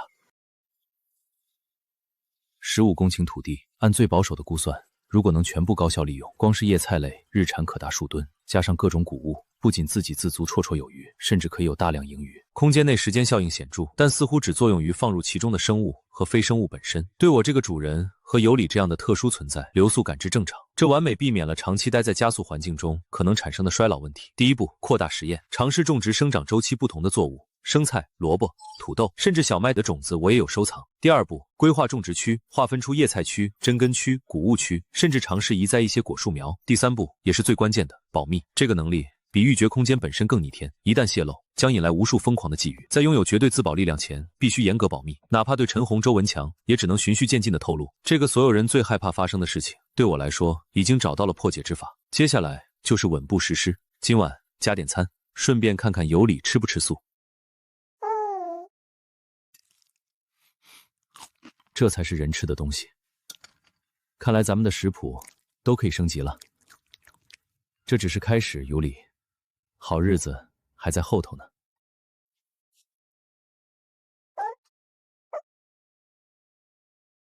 对这旧书感兴趣？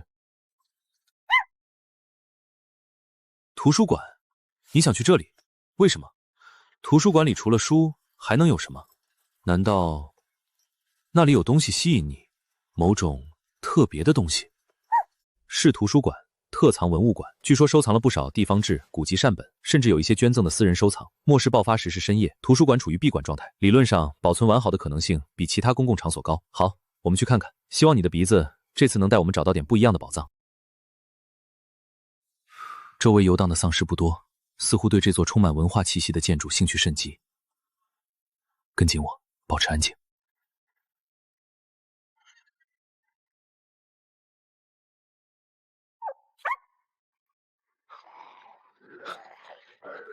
难道在下面？这里地下层更加昏暗阴冷，但结构似乎更完整。老式机械密码锁结合电子门禁，看来是重点防护区域。好在机械部分还在。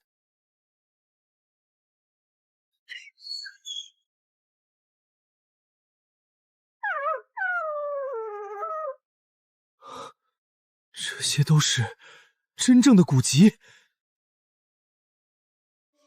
黄帝内经》。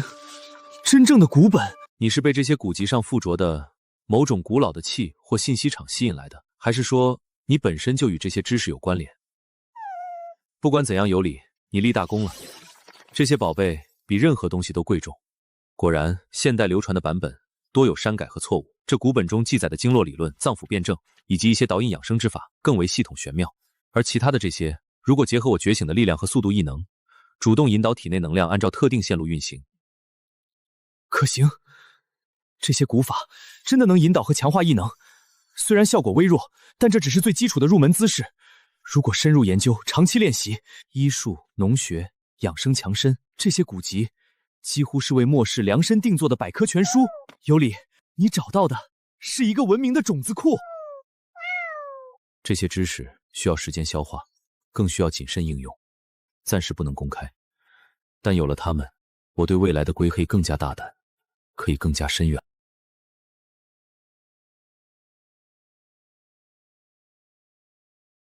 这里是北部军区临时指挥中心。终于来了吗？重复，这里是华夏北部军区临时指挥中心。我们已于龙岭山脉深处依托原有军事设施，建立龙岭1号幸存者基地。基地目前具备基本防御能力，可控温局对区，初步恢复的医疗保障和食物配给体系。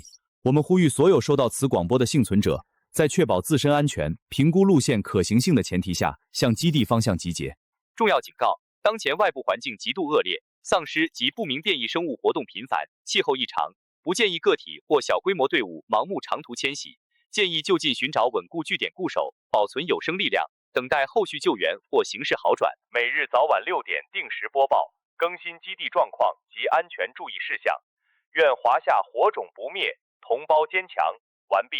官方力量果然还存在，而且动作不慢，已经初步稳住了阵脚。龙岭基地，我们有救了！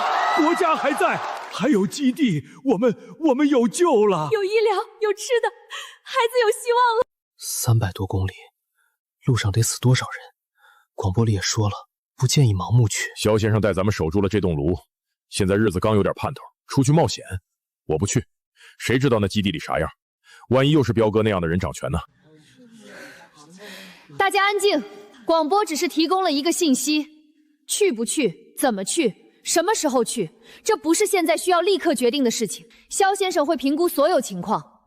当前首要任务依然是巩固我们自己的安全区，提高生存能力。有了稳固的后方，无论未来做什么选择，都有底气。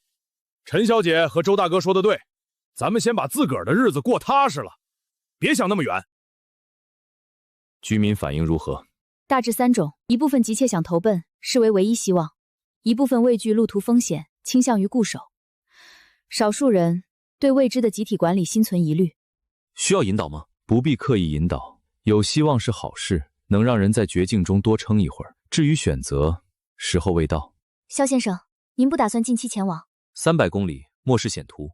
我现在拥有安全屋初步成型的团队，源源不断的食物来源，以及特殊优势。贸然放弃根据地，投入一个完全未知、权力结构复杂的官方基地，是下策。我同意。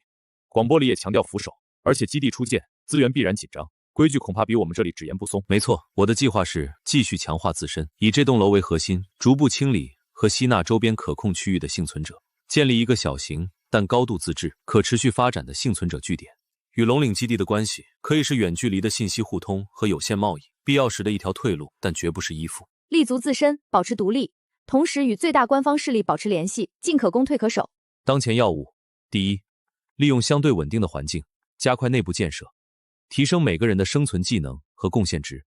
第二，以这栋楼为中心，向外逐步探索，绘制更详细的周边地形和威胁地面图，寻找其他可能的小型幸存者团体或资源点。第三，继续训练护卫队，并开始尝试小规模、低风险的对外物资搜集，以楼内急需且无法自产的药品、特殊工具为主。龙岭基地的广播对我们而言，最重要的不是迁徙指南，而是2个信号：一，文明未彻底崩坏，最高层面的组织力仍在；二，他们提到了不明变异生物和气候异常，说明他们掌握的信息可能比我们更多。我们需要设法在不暴露自身核心秘密的前提下获取这些信息，可以通过定期监听广播，也许能分析出一些动向。这件事交给你们，每天记录广播内容，尤其是任何关于新威胁、新技术或者对其他地区情况的描述。另外，尝试用我们改造的无线电，在非广播时段，谨慎地扫描附近可能存在的其他幸存者电台信号，保持静默接收，不主动呼叫。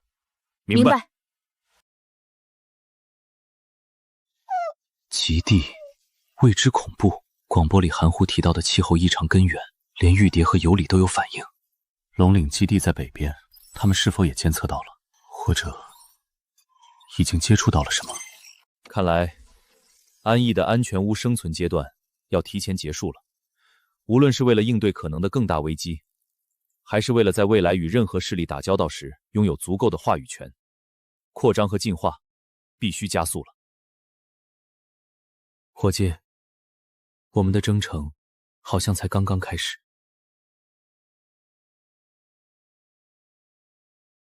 今天目标：市中心金融大厦、地下金库、员工食堂、顶层高管办公室。优先启闭物资。注意，大厦在末世前刚完成安防升级，内部结构复杂，预计上市密度主大堂密集，地下车库有少量，高层相对安全。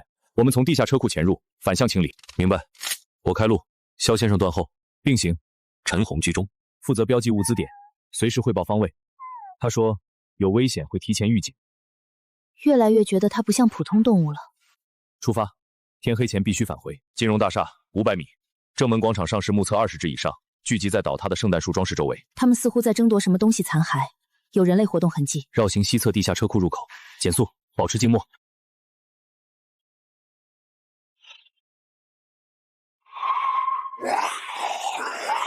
该死，他们刚才藏在盲区。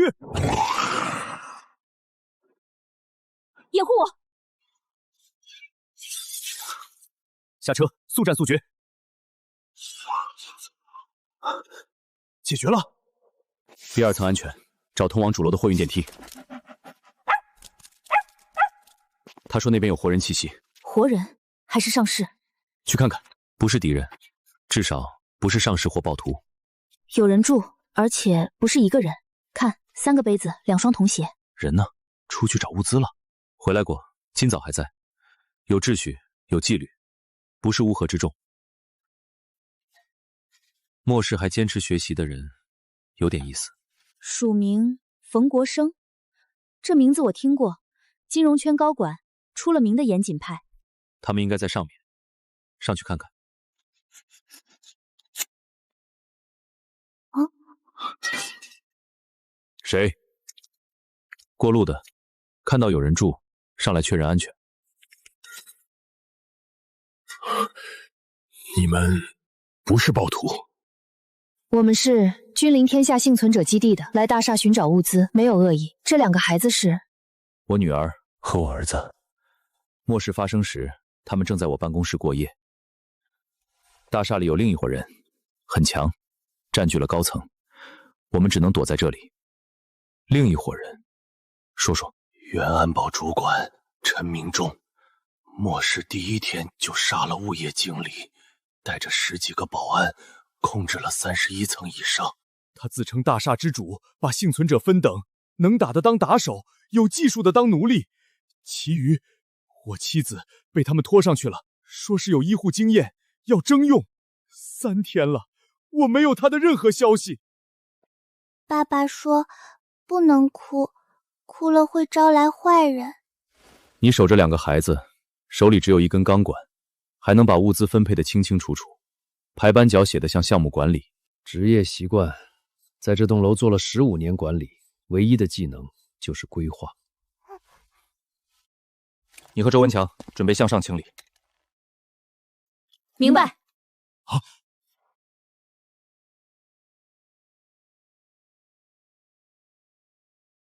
枪，我也有。你们要上去？陈明忠手下至少12个人，有枪，虽然不多。留在这里，看好孩子。等我们回来，接你妻子。多谢。叔叔，你要把我妈妈带回来吗？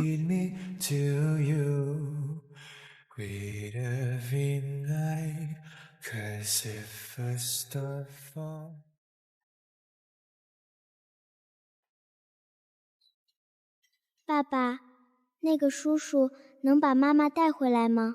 会的，那个叔叔很厉害。哥哥会打坏人吗？会，所以我们要做好自己的事儿，秩序，哪怕是假的，也要维持。孩子看着大人，大人乱了，孩子就垮了。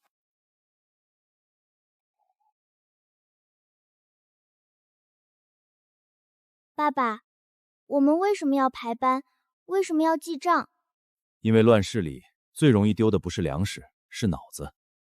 排班是让每个人知道什么时候该做什么，记账是知道我们还剩什么，缺什么。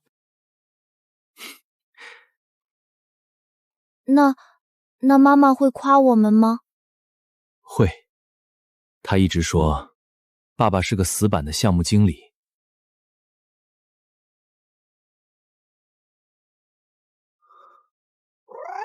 上面有人，不止一个，守在电梯间和消防通道口。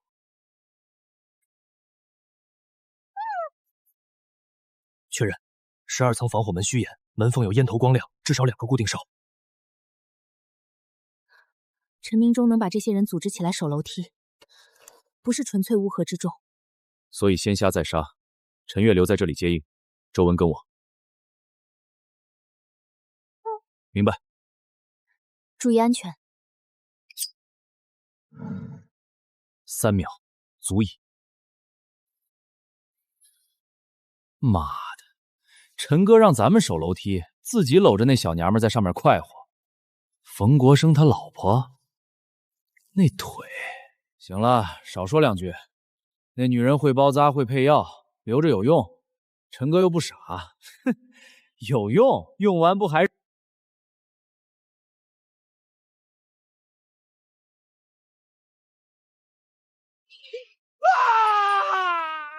眼睛，我的眼睛！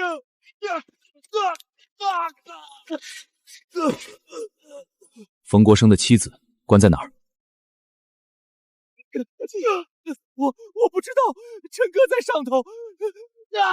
我说在32层，陈哥的办公室，他不肯吃饭，陈哥关着他。周文强绑了，留着问话，明白？水1.5升，压缩饼干340克，罐头2个，药品0。爸爸，你在写什么？物资表。等妈妈回来，我们可以告诉她，我们没有浪费。妈妈会给我们带糖吗？会的。妈妈最记得你爱吃水果糖。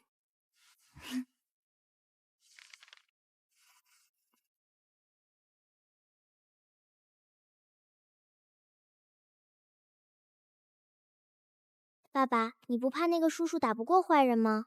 但怕也要等，因为除了等，我们能做的就是不添乱。爸爸，什么是不添乱啊？这就是我们不添乱的方式。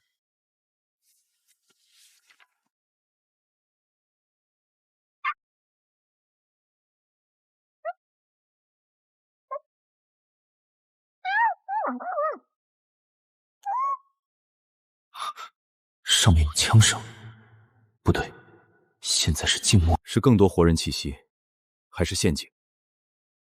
是哭声，很压抑的孩子的哭声。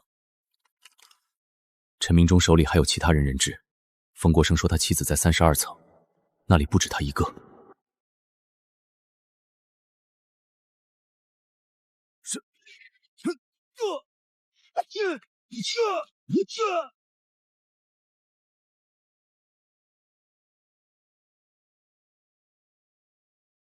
冯太太，你男人带着俩孩子躲在楼下，真不管你了。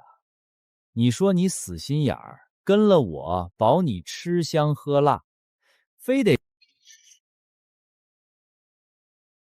冯国生让我带句话。你他妈谁？知道这是谁的地盘吗？他问，他妻子还活着吗？我活着。我没给他们碰。我的手！没让你动。你要什么？黄金、物资，这层楼都给你，放我走。你来定。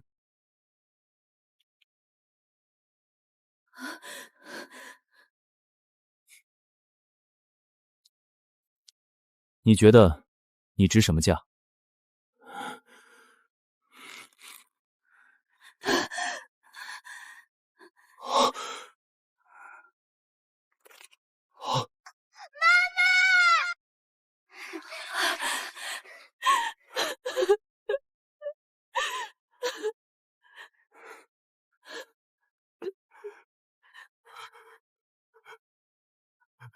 回来就好。他们是你找来的？我没本事打上去，但我等到能打上去的人。肖先生，从今天起，我这条命欠你的。不必，你们靠自己的纪律活到今天，我只是顺手清理垃圾。你那套物资管理表，给我一份电子版，有用。好，我还可以做得更好。如果你需要有人做规划、管物资、协调人员，我擅长这个。我太太是护士，也懂药品管理。我们可以跟你走吗？收拾东西，明早出发。你们2个大人，2个孩子，还有你们在这栋楼里救下的其他人。我的地盘不养闲人，但收留守规矩的人。这个人，你打算怎么用？他刚才说，等到能打上去的人，能等，能忍，能把希望压在陌生人身上还不崩溃，这种人比能打的更稀缺。你到底想要什么？黄金？女人？这层楼所有的东西你拿走，放我一条生路。生路？你给过下面那些人吗？他们是自愿留下的，我没强迫。放屁！你杀了我哥，就因为他不肯把藏起来的胰岛素交给你。闭嘴！他杀了多少人？5个，老郑、李会计食堂那个胖大姐，还有不听话被扔下楼的那个学生。还有呢？他说给我们吃的，要我们陪他们。我只是想活下去，这世道不是杀人就是被杀。换你不也一样？不一样。我杀人，从不给自己找理由。不，我可以给你干活，我认识道上的人，我能弄到枪，弄到药啊！清点他所有手下神术，活的压下去，死的报数。是。妈的，陈哥不是说这楼固若金汤吗？人家2个人直接杀穿了，我就想混口饭吃，没真杀过人。没杀过人，那里面的女人怎么回事？幸存者共17人，其中女性9人，儿童3人，老人2人，轻伤5人，另有陈明忠团伙成员已控制6人。据幸存者指认，还有2人在外面搜寻物资未归。肖先生说主犯已处置，这些人怎么处理？带回去交给楼里那些人，怎么处置彪哥的就怎么处置他们。也是种教育。